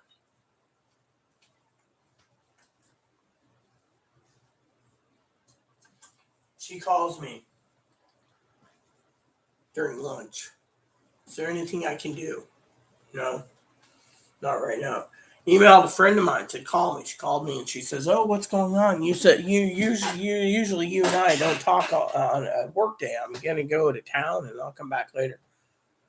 I said, can you swing by the house for me, please? Oh yeah, maybe this weekend we'll do a barbecue, you, me, and Aaron. I said, there is no Aaron. She's like, did he leave you? I said, he died. So that night, she brings me like a whole bucket of chicken nuggets from McDonald's. She says, there, we'll help you get through this. And people around town found out. Eventually, someone paid for his memorial service for me. I'm telling you, it was the hardest thing in the world. Sitting there that night in my blue chair, when the sheriff finally released it at night after she took all the photos and everything and said, more likely it was he died of health concerns. And then I had to track down videos. Meanwhile, they let me into the freezer. Meanwhile, I'm sitting there sad and crying. No dinner, so I had to make my own dinner. Drinking my husband's supply of booze. Like he had 11 years of booze stocked up all over his house, boxes and cases. So I was drinking it. Crying and crying and crying. Manager came by and delivered me food saying, we'll get you through this. And I'm sitting there as a nervous wreck. People calling me, are you okay? Poppy, of course, don't post anything on YouTube or Instagram, Facebook, because if Kitty gets a hold of it and finds out her kid's dead, she's going to want to strip us all clean and have partial of the lawsuit. lawsuit. He's fucking thinking about money, and I lost my husband. That's all he thought about. Then he asked me to ship his stuff, and I didn't even have access to his place to go through it. So 5 days later, I finally get around to go and inventory what I need to do. Manager pushes the pressure on me, so I start speeding up. I break my phone. But in between, I'm sitting around, right? Sitting around, miserable as hell, feeling the pressure. Not just lost my partner, I lost my husband, my cook, which I love my husband. He's the best cook around now. I know all the cooking. I lost my husband, my cook, my secretary. Everything my husband meant to me, I lost all at once. The saint. And I'm sitting there with a Shih Tzu on the bed, not wanting to move, missing Daddy Eric. Meanwhile, I'm saying to myself, how can I make this? How can I clean his apartment, clean my apartment, pack everything up, and move to a town that I don't know by myself and be a widow? Yeah, literally sitting there in tears. In tears. Sad, crying, upset.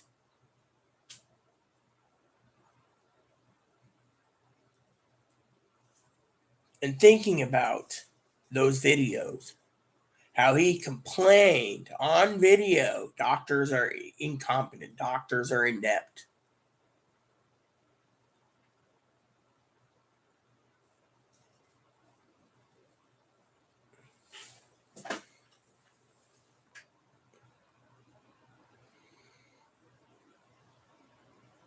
His blood pressure was fine. That's the problem. He had normal blood pressure. That's the thing. But thing is in the video he said it could be high blood pressure, but they weren't going to test him for it. They figured he was clean in his bill of health.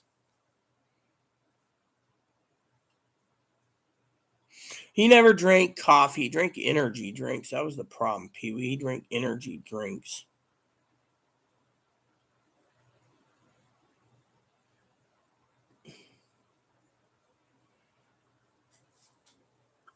You know what's sad? I'm going to go to the bathroom. I'm going to tell you something that hurts me the most, Pee Wee. For 6+ weeks, when I had to go through all those trials and tribulations, I hated God. Took my husband, didn't tell me. 64 days before he died, we took a train ride. He was humorous on the video return about drug use in Spokane bathrooms and things that he's seen. Humorous.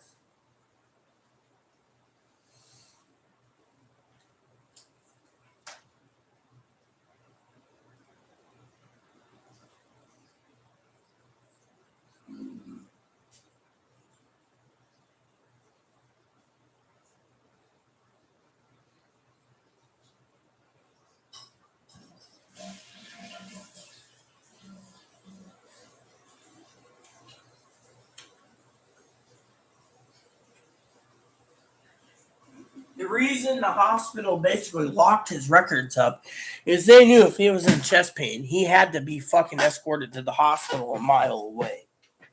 Eventually, they told him to go to Quincy Hospital, right? Which is our town's local hospital. He didn't make it. He died at 10:30 at night after walking the dogs. He went to sleep and that was it.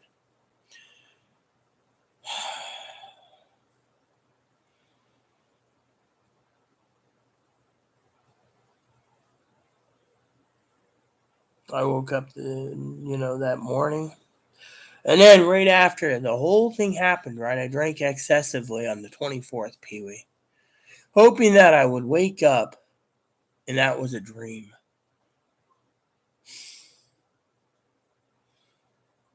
And you know how that ended up. 6 years later, I'm still alive.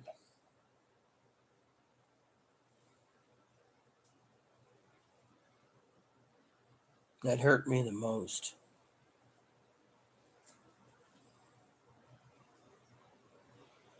It hurt me the most.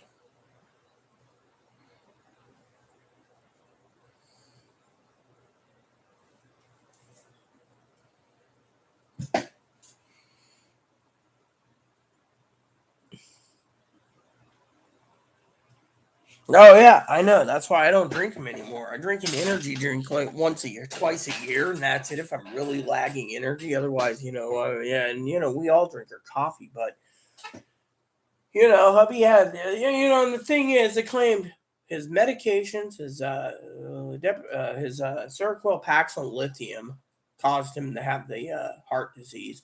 They also claimed that his heart disease was sped up also with the energy drinks and the 3 cigars he smoked today. But if you heard him, he was mostly healthy as healthy can be, and yet he complains and doctors are lazy. But he was 38 when he died, so technically he died, and in one of my videos I watched recently, Chloe threw a fit, saying, why you watching this garbage, right? I was watching a video before Chloe came in the picture, how I finally got settled into my new life. And it was getting better, and I still thought about taking a pen, and Chloe said, oh, she was going to be homeless. So I took her in. But then 4 to 6 months later, I think it was 6 months, she started showing her true colors. And yet, I was actually managing pretty well, after the death. It took me a while to get things in order, but I had to do things for myself. And now all I want is to do things for myself and not be told I can't leave my house, or not be told I can't do something, or not be told, that I have to listen to some son of a bitch squabbling while I'm watching a movie. By the way, you never told me, did you watch that Red Dawn movie yet? Morning, Mark. Look, he could be, but the thing is, I cut out energy drinks myself. I used to drink them all the time. I used to get the sugar-free ones, but I only buy one or two a year. And usually, when I oh great email from frickin' the city of Moses Lake where I lived about potholes. I mean, come on, I don't live there, so why the fuck should I even give you a fucking opinion on potholes in the road? Hell, you drain the lake half the time every year. You drain the damn thing.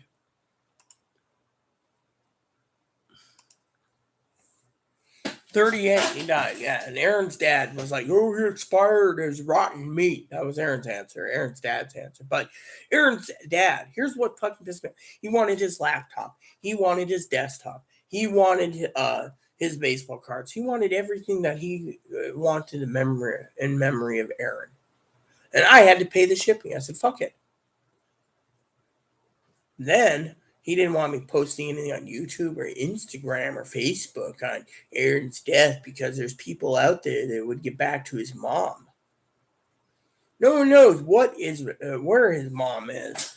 I mean, literally, I know her first and last name. I can look it up right now. I mean, I can look it up right now and see if she's still alive.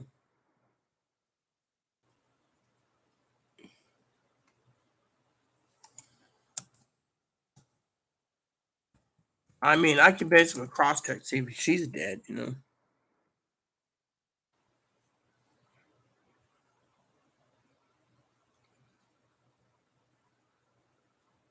Nope, doesn't look like she's. It looks like she's.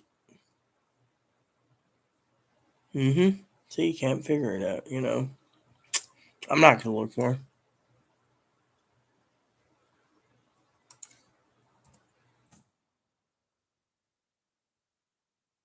Mm. I'm not gonna even look for it. I don't care.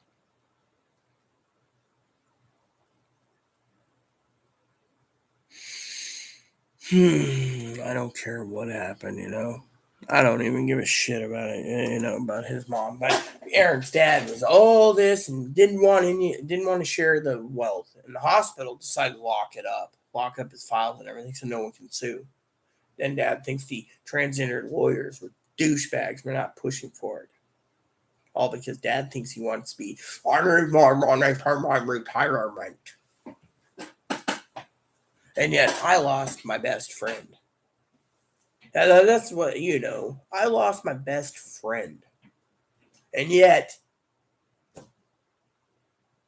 oh, he was expired, mate.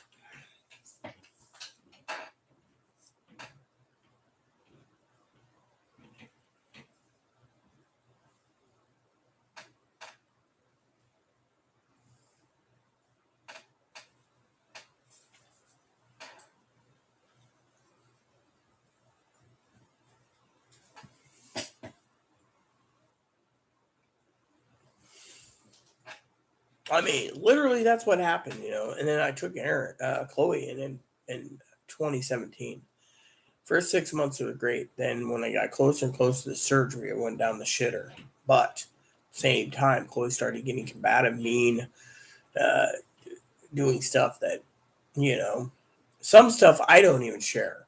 I mean, literally, there's a document somewhere of all the shit that she pulled on me and did to me. And I've submitted it to the mental hospitals, and they just are like, oh, so she did all this, okay. That she's borderline. I mean, I don't even fucking document anymore because it's fucking wasting my time and the fucking mental health system's broken. I mean, literally, that's the other thing. The mental health system's broken, the fucking physical health's broken. Like Pee Wee said, they want to kill us all off.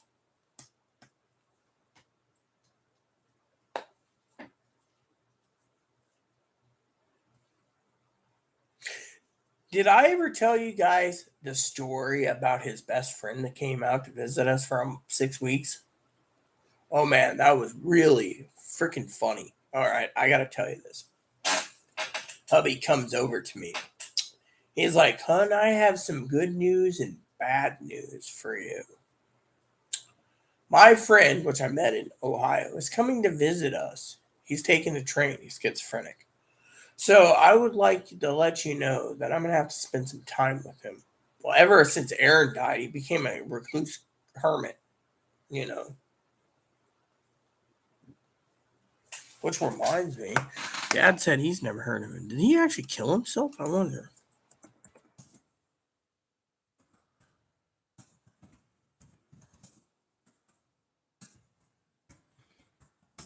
Look.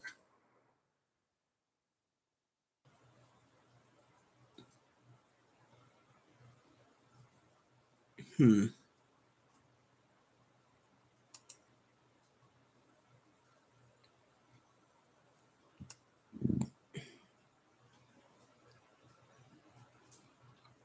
Sometimes you can't find things on Google.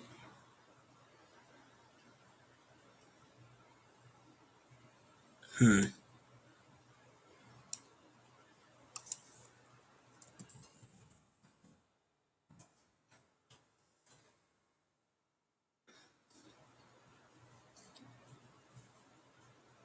I'm not going to find him. He stopped emailing me a long time ago. But anyways, so where was I? So the story goes like this. So Aaron says we have to go to Freda. We got to go get him and stuff. And okay. So Aaron goes and sets it up, right? He comes in, but before he comes in, Aaron comes to me and says we have a problem. Apparently, he knows I'm a good cook and he wants to eat all vegan. He wants to eat healthy. So we go there, right? And we get him and his friend's sitting there, and Aaron and I spent probably close for 6 weeks, probably close to like $1,800 for three of us for food. I mean, literally, it was like we planned ahead, but Aaron had made all these fancy dishes. Well, anyway, so we're walking out of town one night, and he starts in on crap, right? And Aaron's like, "Oh, I'm sorry, I'm slow. I'm having some chest pain off and on." Well, Josh, his best friend, turned around and said, "Oh, you're having sausage heart." That was his nickname for his heart pain, sausage heart. Anyways, he starts giving in, writing me and saying, "Why are you with Freak?" Blah, blah, blah. It goes on and on and on. And Aaron says, "Well, he's schizophrenic. Don't worry about it." Well, he starts in and in and in. So one day, hubby comes to me, right? And I'm going with my buddy fishing. So I go fishing, right? So Aaron comes to me and he's right after the guy leaves, right? Aaron makes several purchases over the course of a couple months, right? Gets me the entire fly rod set of Reddington, the trout rod sizes, for me to fish, fly rods and the reels and stuff. He did everything himself. He said, "Here you go. Sorry for you being treated like crap from Josh." A few months later, his buddy comes out from California. Same thing. So what's he do? He goes gets me all the Orvis encounter rods with reels already and stuff. Said, "I'm sorry, my friend treated you like crap again." And his friend threatened me and everything else. And Aaron was driving all over the state. One minute he would be driving. One day he drove to Yakima. The next day to this. The next day there, Cascade Mountain Range. The next day to Bellingham. I mean, the guy drove like thousands of miles in like a month, and finally he left. And Aaron's like, I'm sorry you had to stay at home. I'm sorry you were stuck in your quarters for so long. I'm sorry. Here's some, and this was like September 2013 or something when everything happened to October or something. So it was, 3 years later, and his nickname, his friend that drove him all over 2014, something like that, was um, the flaming retard. Well, when my sister visited one last time, she stole from Aaron. So he's like, absolutely, your family can't ever come to you, my house again, And so, you know, from that point on, it was just me and Aaron, and things were getting to normal until that one fateful day in August when everything changed.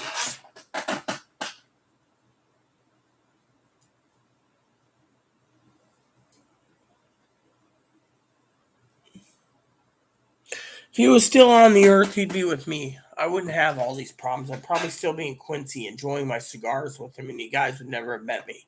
And that's the thing. That's the truth. And I always ask, if God gave me one question, I'd ask him, let me go back in time and fix it so I can have Aaron with me, because he's my world. But you know what? 6 years later, now I'm worried that something might happen to me, because doctors are inept. I mean, literally, they want to say I have chest pains. It's musculoskeletal. Musculoskeletal. That's what they put on the record,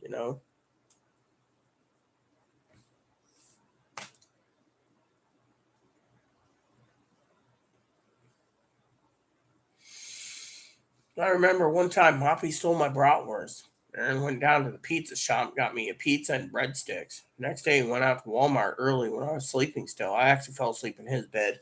Sometimes I did that. I fall asleep in his bedroom on a king-size bed. And I woke up and he already had my coffee brewed out of his little coffee pot, and he went to the store already with Moppy and came back and replaced all the bratwurst, But I miss him dearly. Every day I miss him.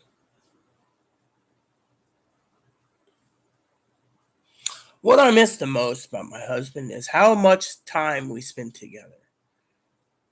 In the mornings and the evenings, we had our own time. But throughout the day, it was just me and Aaron completely, For example, after we had our showers and everything, and Aaron started the day and I started mine, we'd get up and would walk the dogs. Or a payday, for example. Payday, we'd get up early in the morning and we'd walk over, and hubby always had to do this. We'd walk up to the store, to go to the post office, And as we're going to the post office, right, he always went into the Ace Hardware. It's like one of the few stores in town that have these giant cans like this. Before Pee Wee asked, he'd buy two of them, right? They're like 32-ounce cans, right? You can sit there. You remember those old Foster beer cans, the huge fucking beer cans, Pee Wee, that's like this big? Well, they had something called the BFG. Now you can sit there and say, what's a BFG? I'll send you a link in a second.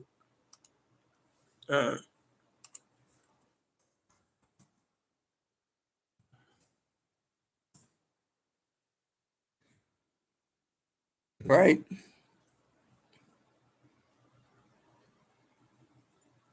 Images. Let me see if I can find images, the proper one. So basically, they were a 32-ounce Monster Energy can. It's called the Big Fucking Can. And I mean, the thing was huge.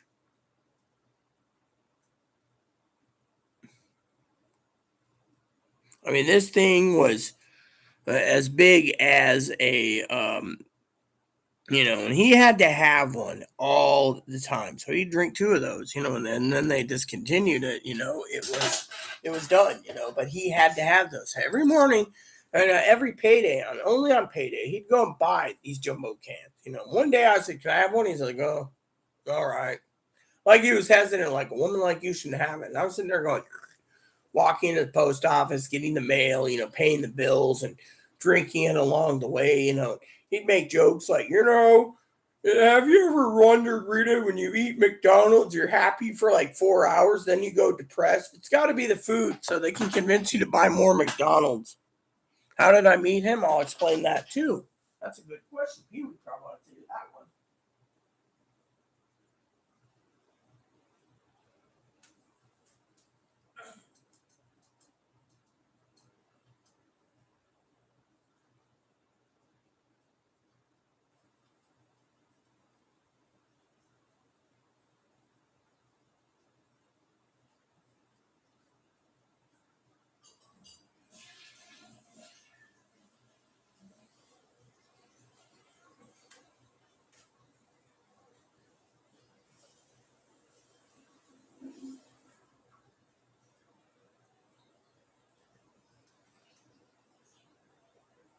All right. So you have a question, Gigi. I'm going to answer it. So the story goes like this. So from 1997 to 2002, I lived in Australia. When my wife died, and she died June 1st, she committed suicide in a city park. Her birthday was June 15th, so she died 14 days before her birthday. She killed herself. That's why I don't support suicide for anything. I was on a website that's no longer there, a blog called Zynga. Well, I started becoming friends with a person named Sarah. And legally name was Sarah. My husband's legal name was Sarah because they were trying to transition to female. And so when they couldn't, the hormones they thought were killing him, which is actually the psych meds, they decided to start growing a beard and wearing a hat, and they told me to finish my transition, or finish my intersex surgery correction, right? And they were very loving. So from 2002 to 2005, 2002 or 2003 to 2005, I had so much on my plate with Zynga that I would post daily blogs, like Captain's Log. Families trying to steal my money, Social Security checks. And Aaron, of course, Sarah, let me show you a picture, Gigi, would turn around and say, your family's all a bunch of controlled. It seems your sister's the problem.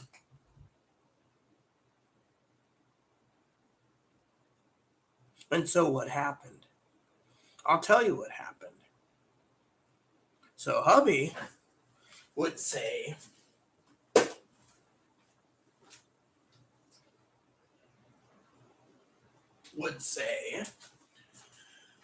before I met him, your family seems to be a bunch of controlling son of a bitch snooty people, right? Well, it was like 2004 when I met him, but I was basically suicidal. People weren't going to let me. I missed Fiona, my wife, and I was upset. Fiona was transgender, 19 years older than me. She was my sugar mama. And I missed her, And I remember putting in my blog how I took 3 years to get 3 years after she died to get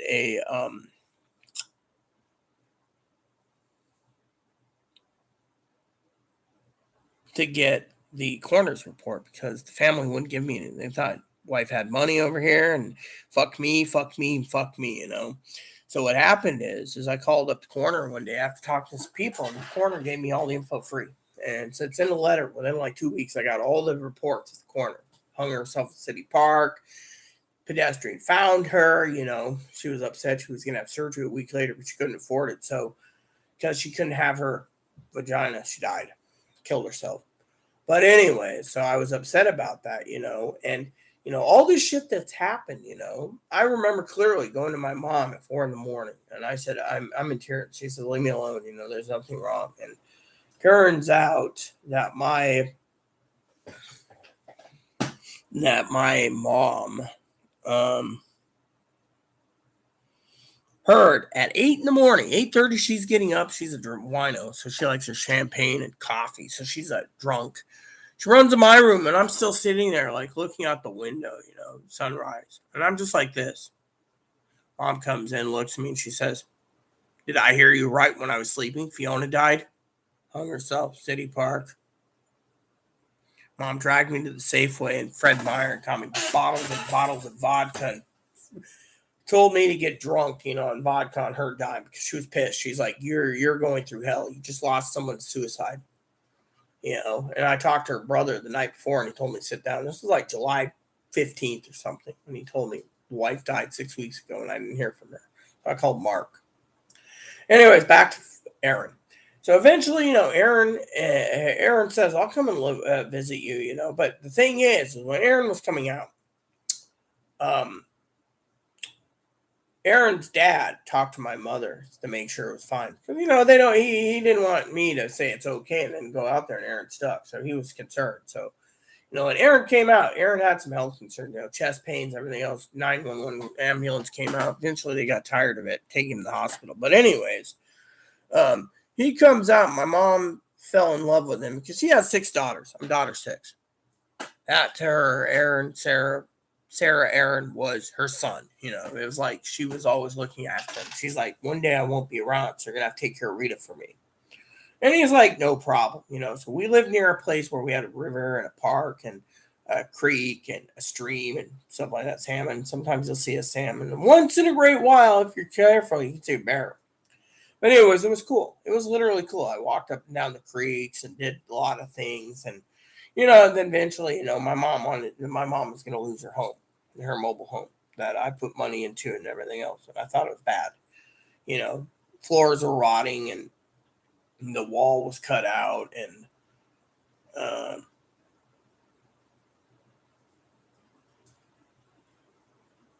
don't remember everything anymore. Oh, I remember the tub fell out, and when the tub rotted away, the floor under the tub rotted away, and so the bathroom was completely rotting, and then the bedroom floor in the other room was starting to rot. So when they got the guy that my mom bought it from, the insurance company, they came in to claim it again. Claim it. They found out a couple problems. One was my mom, when she left, apparently took the stove out, the one I bought her, took the wood stove out, so left a hole in the ceiling and a hole in the floor, and the carpet was all there. So they said, okay, we can make do and put another stove in and sell this. Then they turned around and found out the oven stove that we had was completely gone. So the electric stove was fried. Apparently the dishwasher didn't work. So okay, we'll do this. Then they looked over to the bedroom one, and when they looked for bedroom one, they found out that mom's bathroom was perfect. So they're like, okay, the master bedroom's perfect, but my bedroom, the floor was rotting so bad that the carpet was out. So they were like, great, we got to replace the floor. So then they go into the bedroom, apparently, because I wasn't around. Mom was telling me this, and mom didn't care at that point. Mom just was there just for poops and giggles before going to Texas. And they found the entire other bedroom was rotted out. And you could basically, you had like plywood here and a particle board there, and you could walk on it. But if you move it, you see the concrete blocks of her mobile home because, it was in a park. Then they asked what happened. Well, the entire bottom part, the septic tank overfilled and went into our side. It was gravity fed. So we had a big sewage pipe, a sewage pump. Then instead, what happened? Well, she turned around and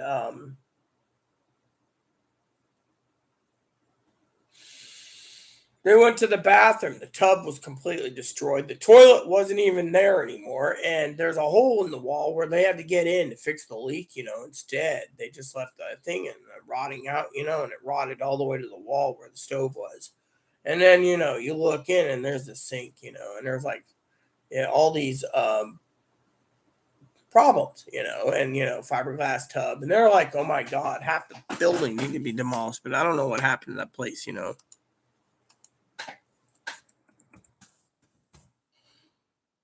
All right, so I'm gonna check something real quick. So yeah, so anyway, so Aaron comes out. Ah, yeah, there we go. I'm gonna check this out here.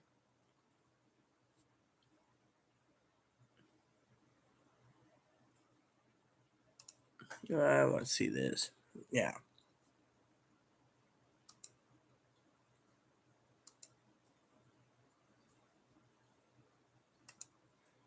I like the Google Maps, by the way. Come on, dude, I want to fucking.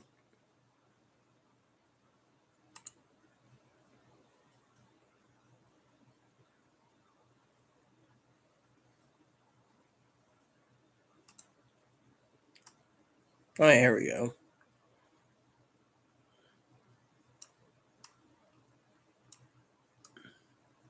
Street view. I'm looking for something actually.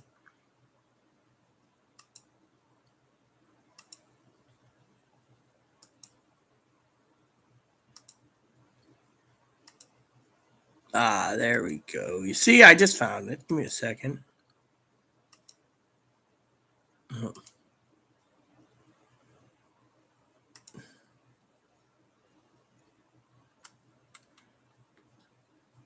Google Maps. Hey, I wanted to go this way, dude.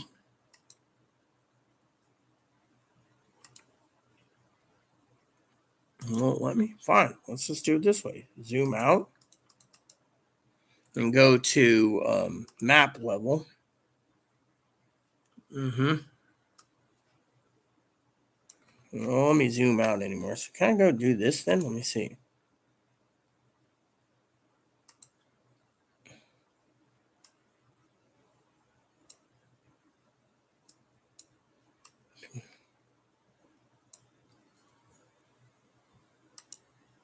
All right. So what we want to do is we want to go here and then go around.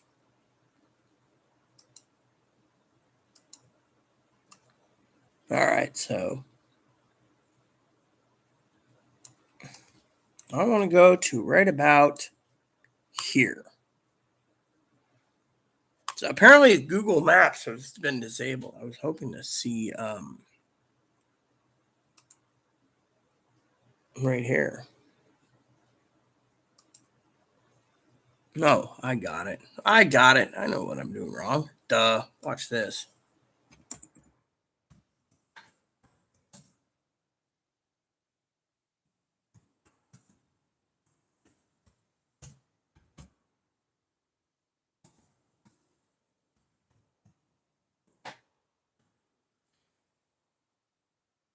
Church.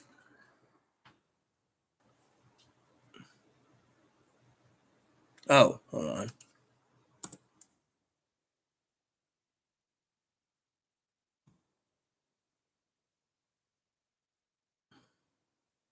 Yep, there it is. See if I can actually zoom in. Yeah, I can. See? Satellite.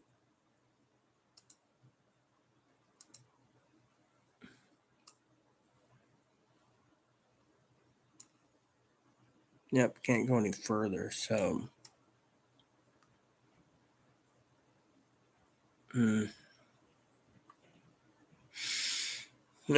guess they decided to.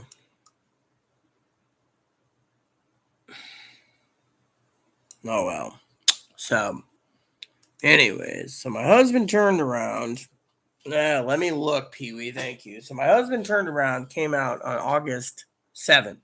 We went to the airport, got him 2 days before my birthday. So that's where our anniversary comes in. Oh,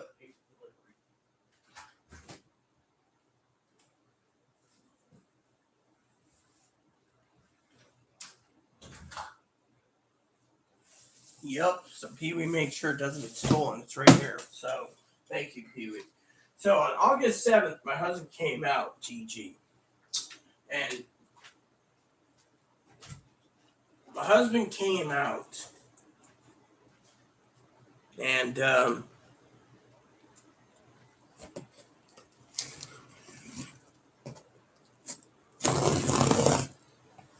they taped this pretty good. Not even a freaking razor sharp knife can open up the top.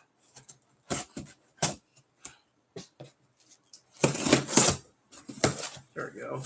So my husband came out by plane, kind of scared, wearing fuzzy slippers and a fuzzy shirt that looked like he was wearing an American Eskimo outfit. Yeah. Anyways, so thank you, Pee Wee. So he comes out and we stay together, and then eventually my mom, like I said, wants to leave the mobile home, so it's falling apart. So mom turns around and tells us, thank you, Pee Wee, inspecting the goods. There we go. So this will come in handy. Thank you.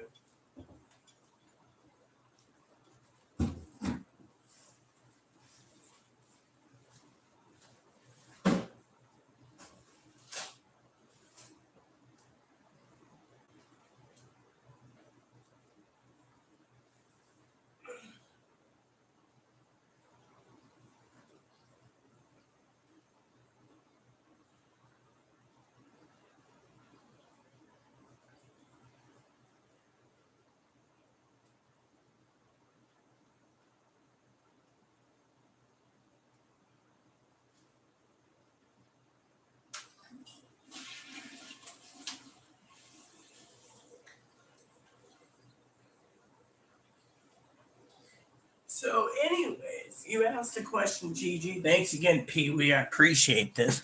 So, you asked a question, so let me answer it, Gigi. So, he comes out on the 7th of August. He writes this lovely letter, right? I had my hide to bed couch in the living room because my mom's like, just sleep in the living room, you two. You two are the perfect couple. So, August 8th, he was unwinding and he was helping me on some projects. We got the house cleaned up, and August 9th is my birthday. Pee Wee said yes. So then he turned around and he turns around Gigi. And on my birthday, we walk down to the pub. It's my birthday, so I get to have lunch, right? We go in there, and this old guy's hitting on Aaron. Because Aaron's trying to be a girl at the time. And Aaron's like, not interested, got the wifey. Not interested, got the wifey. Well, Aaron was talking about something, right? And I'm like, oh, it's my birthday. I'll have what I want to drink, So I was having a nice drink, and my mom, of course,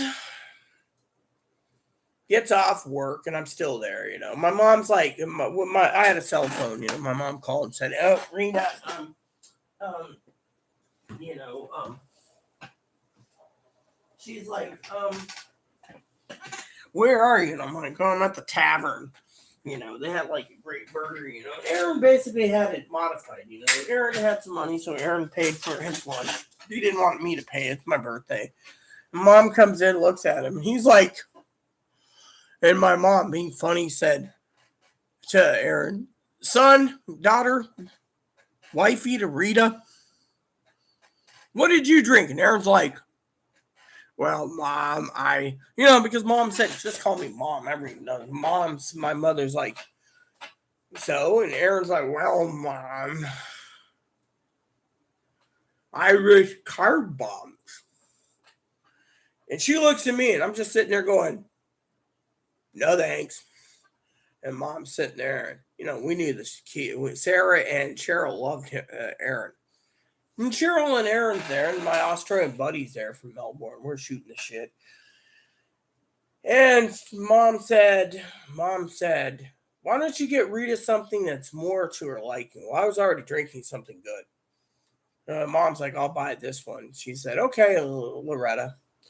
And Aaron's like, "I get the other one." And Mom's like, "No, you're going to go home and sleep." And then she looks at Cheryl and Sarah and says, "What is an Irish car bomb?" And she's like, "An Irish car bomb is a pint of Guinness stout, or in this case, a pint of Guinness in a giant beer stein dropped in with 2 shots of whiskey, which you got to drink fast." And you know how it is. He's like sitting there going, "Yeah, it's an Irish car bomb. Pint of Guinness with Irish whiskey in it." And then Mom said, "I heard something about a boiler maker." And this guy says, "Oh, boiler maker is regular beer with a shot of whiskey, like bourbon." And I'm like, "No thanks."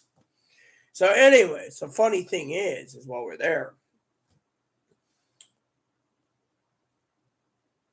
Mom looks at my drink. She says, "Why is it green?" Cheryl says, "Oh, it's Rita's birthday. We thought we'd, a couple people knew it's her birthday. She showed her ID. We got her some Klondike bars." Mom said, "What's a Klondike bar?" "It's like a York peppermint patty and a Klondike ice cream bar in a glass." Mom turns around and says, "Let me sip that." And she sips. She says, "What is it?" She says, "Oh, it's got Frangelico. It's got half and half. It has a Rumpelmints. I mean, it had like 4 different boozes in it. I mean, it tastes like a Klondike bar, a real Klondike bar. Cocoa de mint." And I mean, I'm like, or Aaron, he's like, so the next day, Aaron wakes up. And he's like, "I want a burger." And I'm like, "Okay." So we go down there, and this time, we're walking home, and we get halfway home because there's a church. Mom's driving by in her car. She's like, "What are those 2 idiots doing?" She pulls in. "Need a ride?" And Aaron's like, "Yeah, Mom, I need a ride."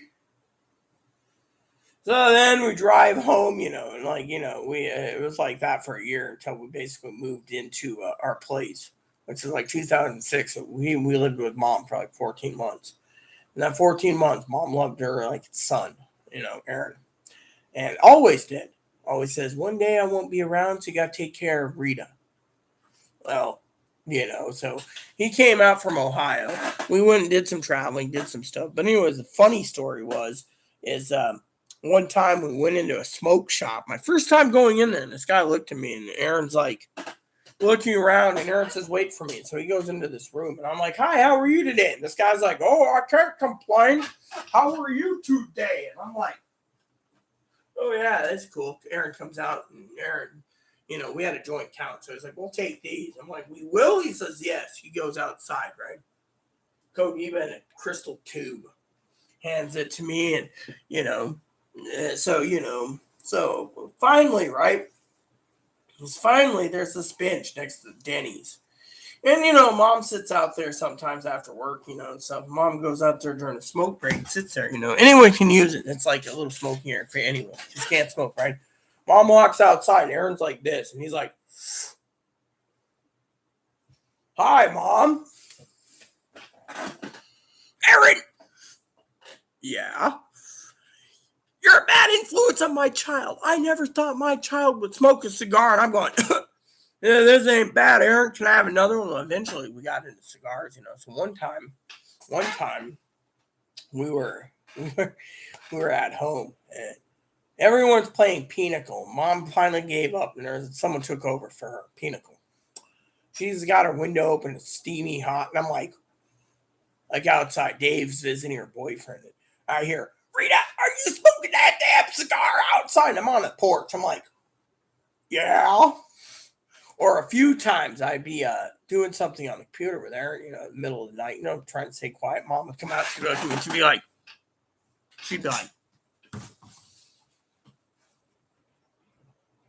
I'd be like, yes, Mom. She's like, you're just like your father. You found pipe tobacco to be relaxing. That stuff stinks. And I'm like, dude, says the woman who smokes cigarettes. She's like, I said, do you want me to go outside? No, the window's open. All right.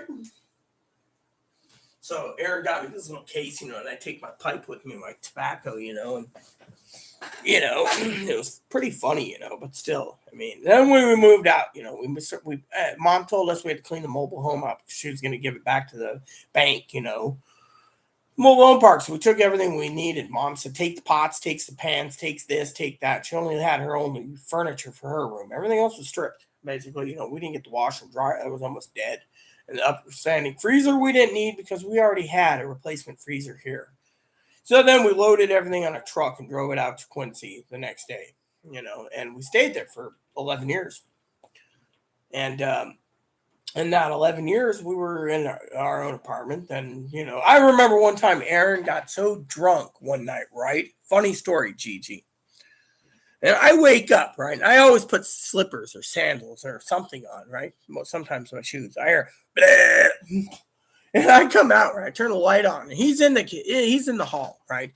The hall between the kitchen and the freezer. And there's a hall, and it goes to a door, and the door goes into an inside hall. And then you go like 6 feet from my home door, and you go outside to the parking lot, and you hear him. Bleh. So I look around, right? And he's puking up a storm. And I looked at him. It's like one of 3 times I've seen him angry as hell where he drinks, right? And I'm like this.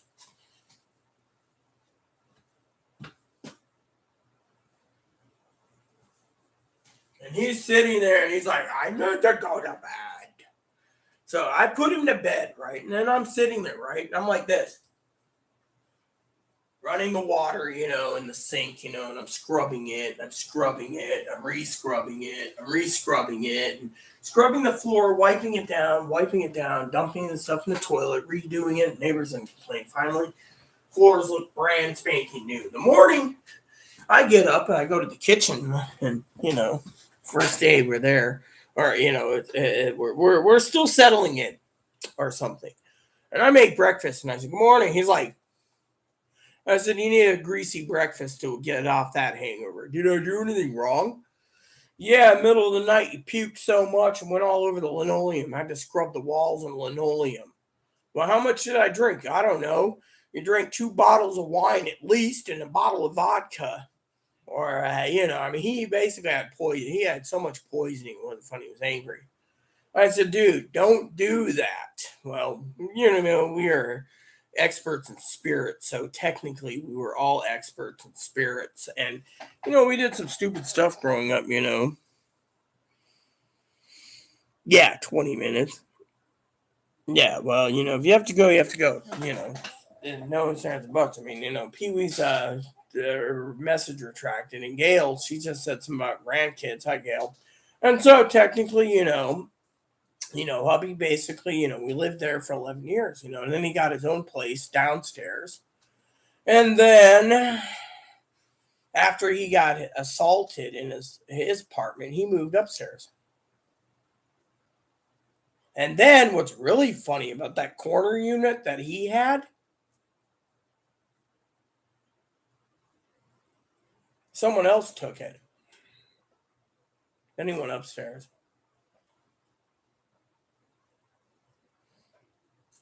And then upstairs, we thought it was great till Mom got tired of tornadoes and twisters and hurricanes. Texas moved in downstairs from him. Then she told me she was dying, so we had to take care of her until she died in 2010. 2009 to 2010 was some tough years, Expert in spirits is someone that knows booze really well. An expert pairs booze and everything, how the context or tastes, everything. Me and Aaron was into cigars. We know what to look for in cigar taste, So we were an expert in spirits. Spirits are what they call,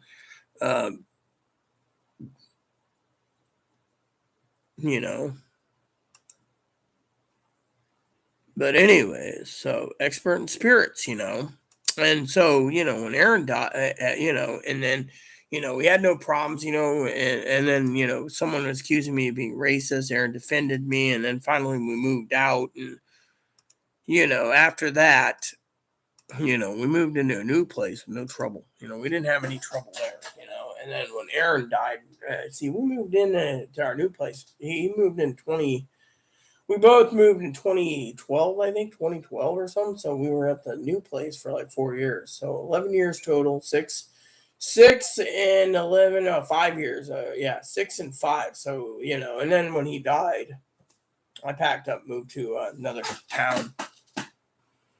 Yeah, booze. Yeah, spirits, booze, They say fine liquor and spirits. Well, spirits is considered a liquor. So, but yeah, we were experts. And then when he died, but I met him through Zynga, like a web page. And then we talked in Discord, or not Discord, it was Skype at the time. And then from there, our relationship blossomed into something that was undestroyable, because we were unseparated. Literally, we'd get up in the morning, we'd have breakfast, and then, we would go out, and we'd walk around, we'd learn, we'd go, oh, the clinic's this way, we'll go this way. Or we'd be like, oh, we're going this way. Or, oh, we're going to take a walk out to the stream out this way. Or we're going to walk this way out this way. Oh, we're going to walk out this way. I remember nights and nights and nights. In the middle of the night, me and hubby were night owls. And the manager was always like, you need to burn off some energy. She goes, oh, yeah, man. What do? We would get up. And we started taking walks when we got there. And we would go.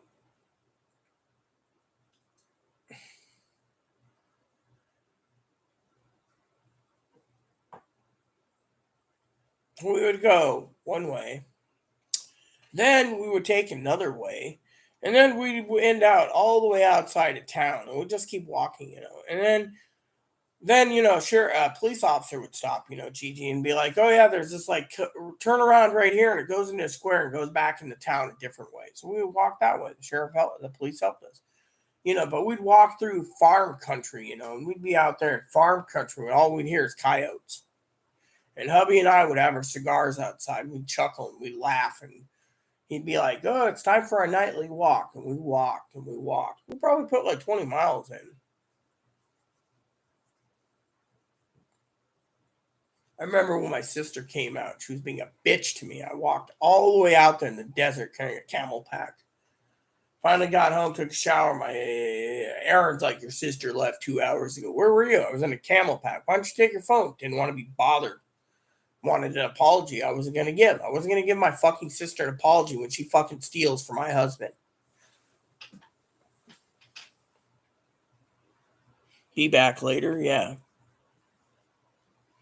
All right, Pee Wee.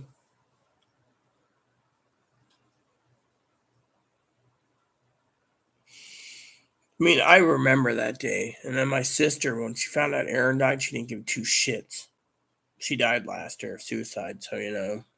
But still, it was sad as hell to find out my husband died and they didn't give two shits about him. They were all, oh, well, you know, you're by yourself. You're going to die and you're going to kill yourself. And when she found out I didn't die, commit suicide, she basically started text bombing, telling me to commit suicide. I had to report it and everything else. Eventually, you know, she stopped. But she's dead now, so it doesn't matter.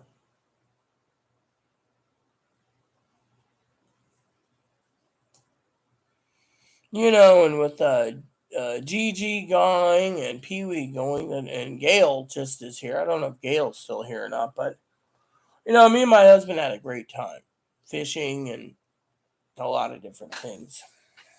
I miss my husband dearly, you know. I miss him more than I miss my mom, you know, but I miss my mom too. I miss my grandmother and my father.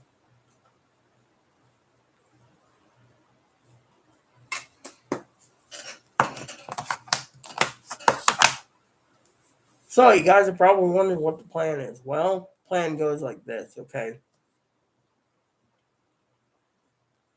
I will write in my journal later today when everyone disappears. I will put a movie in. You guys are probably wondering, I didn't finish The Babe last night. I fell asleep. I don't mind John Goodman as Babe Ruth. King Ralph's good too. That's on Stars. The movies I have lined up to watch is Patent, Ike. Tom Selleck is Ike.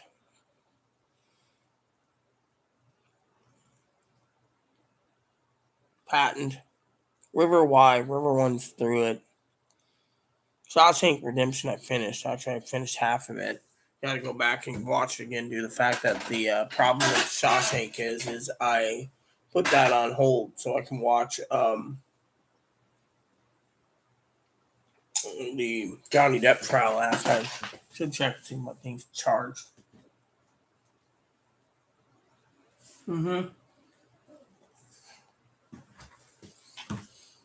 All right, so let's look over today's news articles real quick. Just highlights. President Biden's going to speak on guns tonight.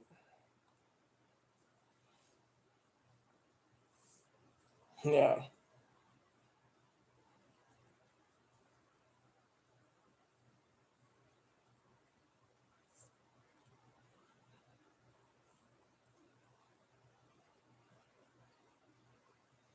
All right, so I'm not going to even bother, you know. To me, I already have my own opinion on guns, but, you know, I'm going to go into it again.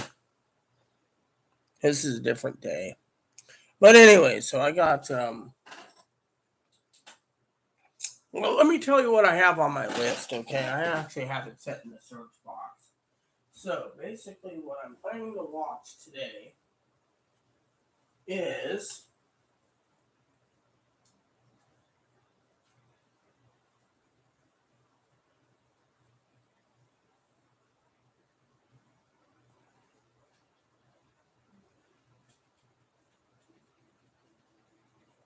alright. Shawshank, which I watched most of it. Girl Interrupted, Ike, MacArthur, Patent, River Runs Through It, or The River Y&W. That's on my list. And right now, I want to. And J. Edgar. So I think. I don't know. I was hoping for a few other movies, but, you know, the point is, it won't happen, you know.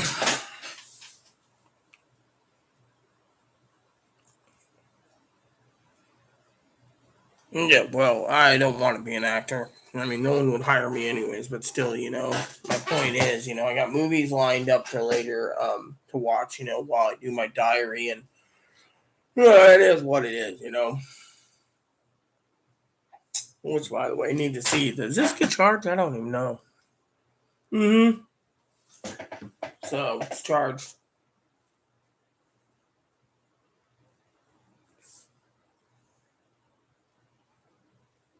Mm-hmm.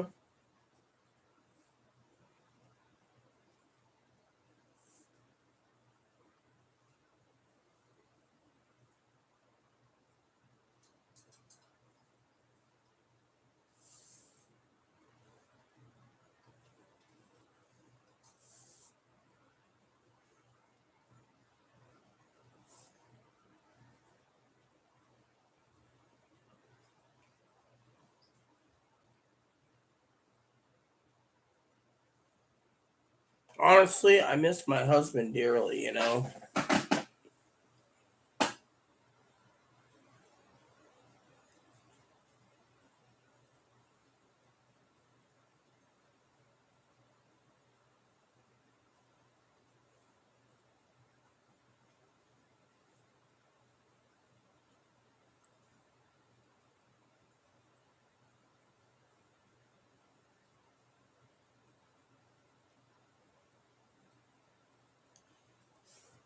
Mm-hmm.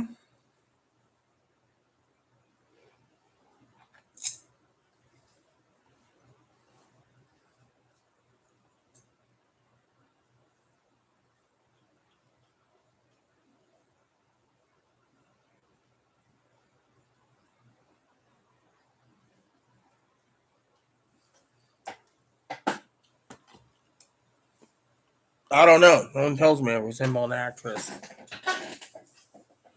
No one's told me that.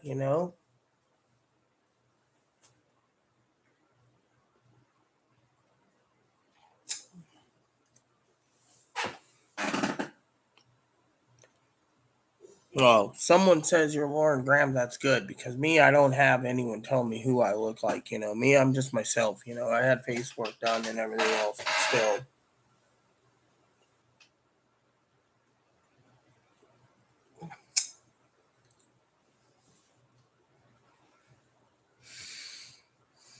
My husband used to joke that I'm more like Lauren Bacall because she's got that deep voice. She didn't have a normal voice. Her voice was deeper. She was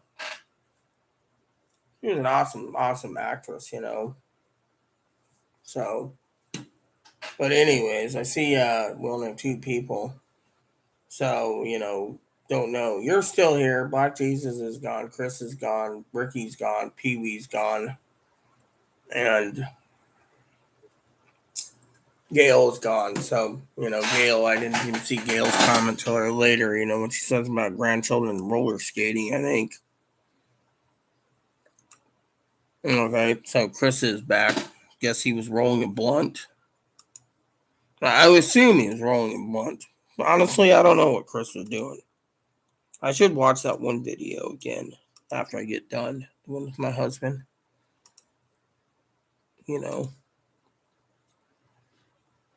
because I own pretty much a lot of my videos, then I can post it in here, share what you guys are hearing. My husband complained about heart, but it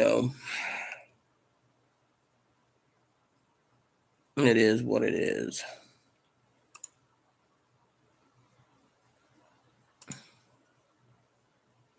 Okay.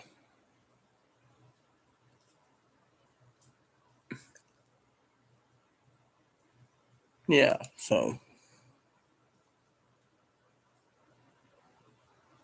yeah, we know you and your music. You should stay lost if you like your music, man. I mean, think of it this way: do we have anything to talk about? No.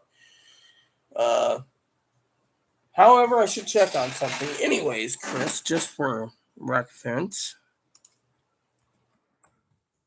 I'm just checking something. Anyways. Oh, so technically I can't do StreamYard so tomorrow due to the fact that I'm out of space until tomorrow. Just to let you know, Chris, still out for the free 20 hours.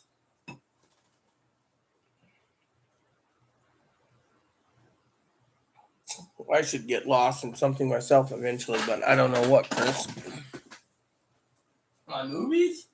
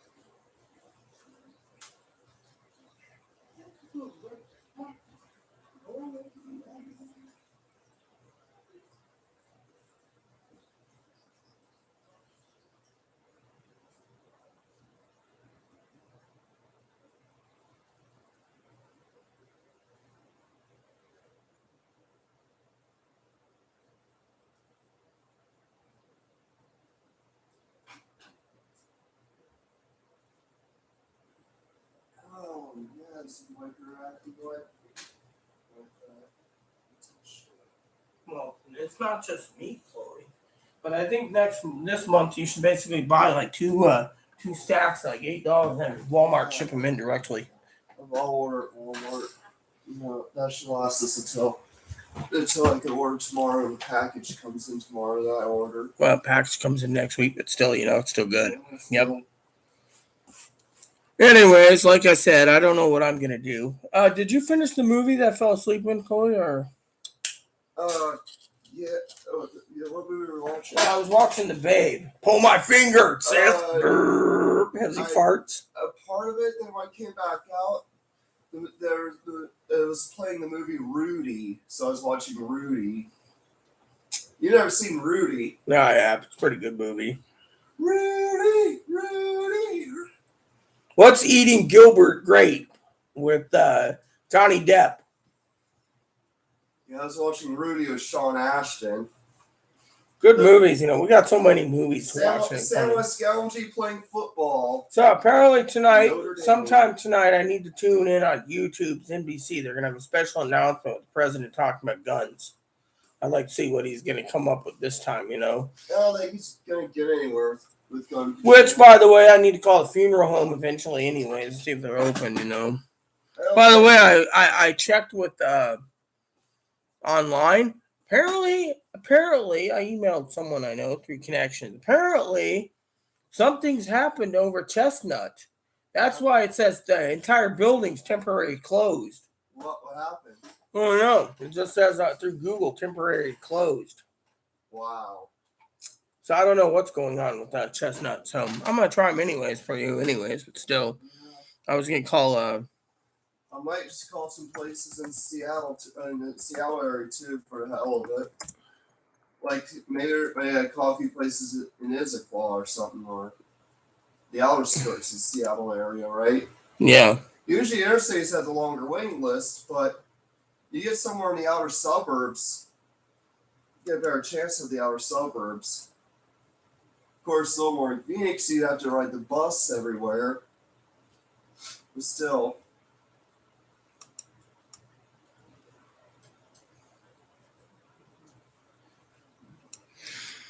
Yeah, so anyways, I'm gonna call the funeral home soon, anyways, people. Yeah, well, so, anyways, for some of you out there, tonight's pay night, and Chloe, of course, didn't think I could pull off. I just had my first pinch out of this can, so. Oh, cool. So you're not going to run out of dip today, so. No, but I did water down the last of the powdered milk, so it tastes more like water than milk, so,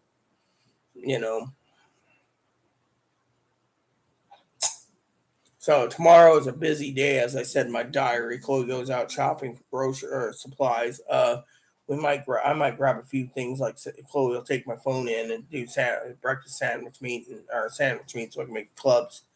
For myself, Chloe wants clubs. She's got to buy her own bacon. She knows I ain't sharing my bacon. And I can make clubs for 3 nights. People say, well, clubs aren't really healthy. Well, what do you want me to do with 3 pounds of bacon? Oh, and Safeway's got a more deal on bacon anyways. Oh, and because Chloe and I always check, this is our time to check, because tomorrow's payday, so we always check the weekly ad at the grocery store because they just update it. So let's see here. So if I want to get some food tomorrow, if I really want something, Chloe got me like 6 bottles of barbecue sauce. Country style pork ribs are on sale here on the island on sale. So, I might pay to get some of that. They got some chicken Dijon boneless. Chicken Dijon's not good because what it is it's marinated chicken breasts boneless or chicken thighs boneless and a Dijon mustard. Now, Chloe probably likes Dijon. Me, I don't like Dijon. You remember those old commercials where the guy's sitting there and the car pulls up, and he's like, "Excuse me, do you have any Grey Poupon?" And he hands the Grey Poupon and the jar doesn't break and then rolls down the hill and he's like, "Oh, poop." The Dijon went that way, Grey Poupon was like rich, you know. Deli meats are on sale right now, 2 for $5. So we'll have to go there to get my thing. See, this is why I pays to check on this. Now, this I wouldn't pay 2 for $7 for jumbo avocados. I wouldn't pay $7 for 2 avocados. But I always look at other things, Good thing of ribs. I like ribs. Might do some ribs. I like beef ribs, but problem is there's not enough bone in it. There's more bones in it, but once in a while,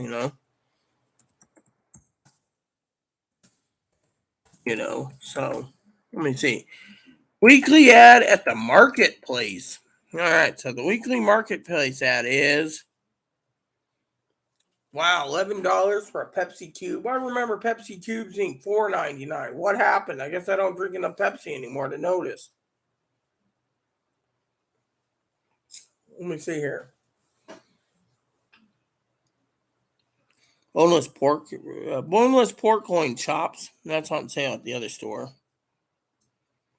Organic breast tenders. Those are good if you can actually use the breadcrumb thing. I don't like when paper towels $6.98 for a block of paper towels. That's a good deal. Wild Alaskan salmon burgers. That'd be something Chloe would get, but we just got to look around. Bacon wrapped pork chops. That sounds yummy.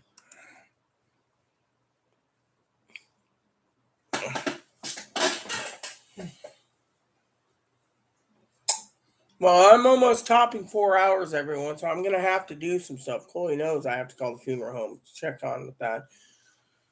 I really don't want to do it, but I have to find out about some stuff because, frankly, my family thinks it's time I look into being responsible, a little more responsible, make sure if something happens to me, I'm in an above ground crypt in the ground, whereas Chloe, she said cremate her and then flush her ashes down the toilet. I So didn't say cremate and flush my ashes in the toilet.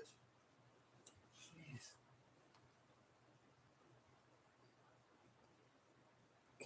once 4 hours hit, I'm out. Chris, of course, is the only one watching. Everyone else left. Gail left. Gail just like, am I? Pee Wee left. Pee Wee had stuff to do. Gigi left. Ricky left, and who else left? Oh, Black Tease is left. Yeah. That just leaves me with looking into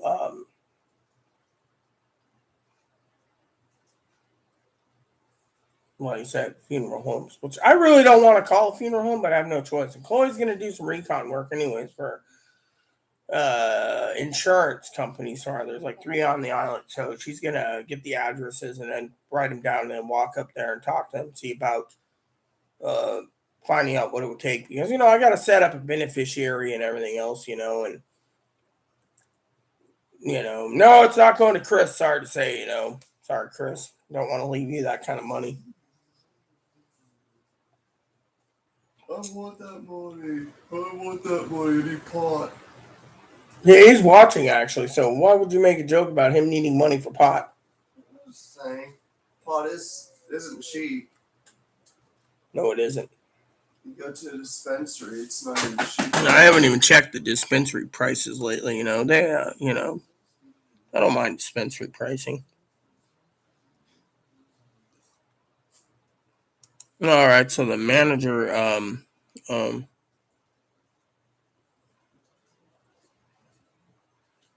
All right, so manager emailed me and said our rent's going to be $323 per person tomorrow. You see? She decided to do it today. She also emailed something about smoking, you know.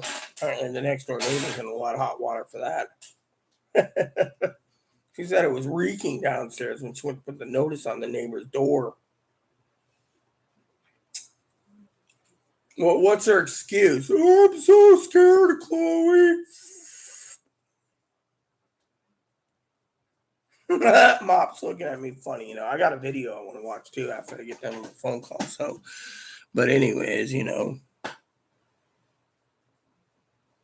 Yeah, well, I'm sorry to say, Chris, that unless you have a will, your stuff will go to probate, and the courts will tell you who gets what. So unless you have an actual last will and testament, you're going to basically see all your crap going to other people you don't want. Even bill collectors will want it.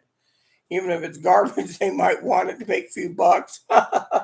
Anyways, it's 4 hours, so I gotta go. So please add, subscribe, please post comments, leave feedback, suggestions, like, subscribe button. It's fun for your whole family, including your dogs, cats, bunny, service dogs. Thanks for watching. God bless you and everything you do. So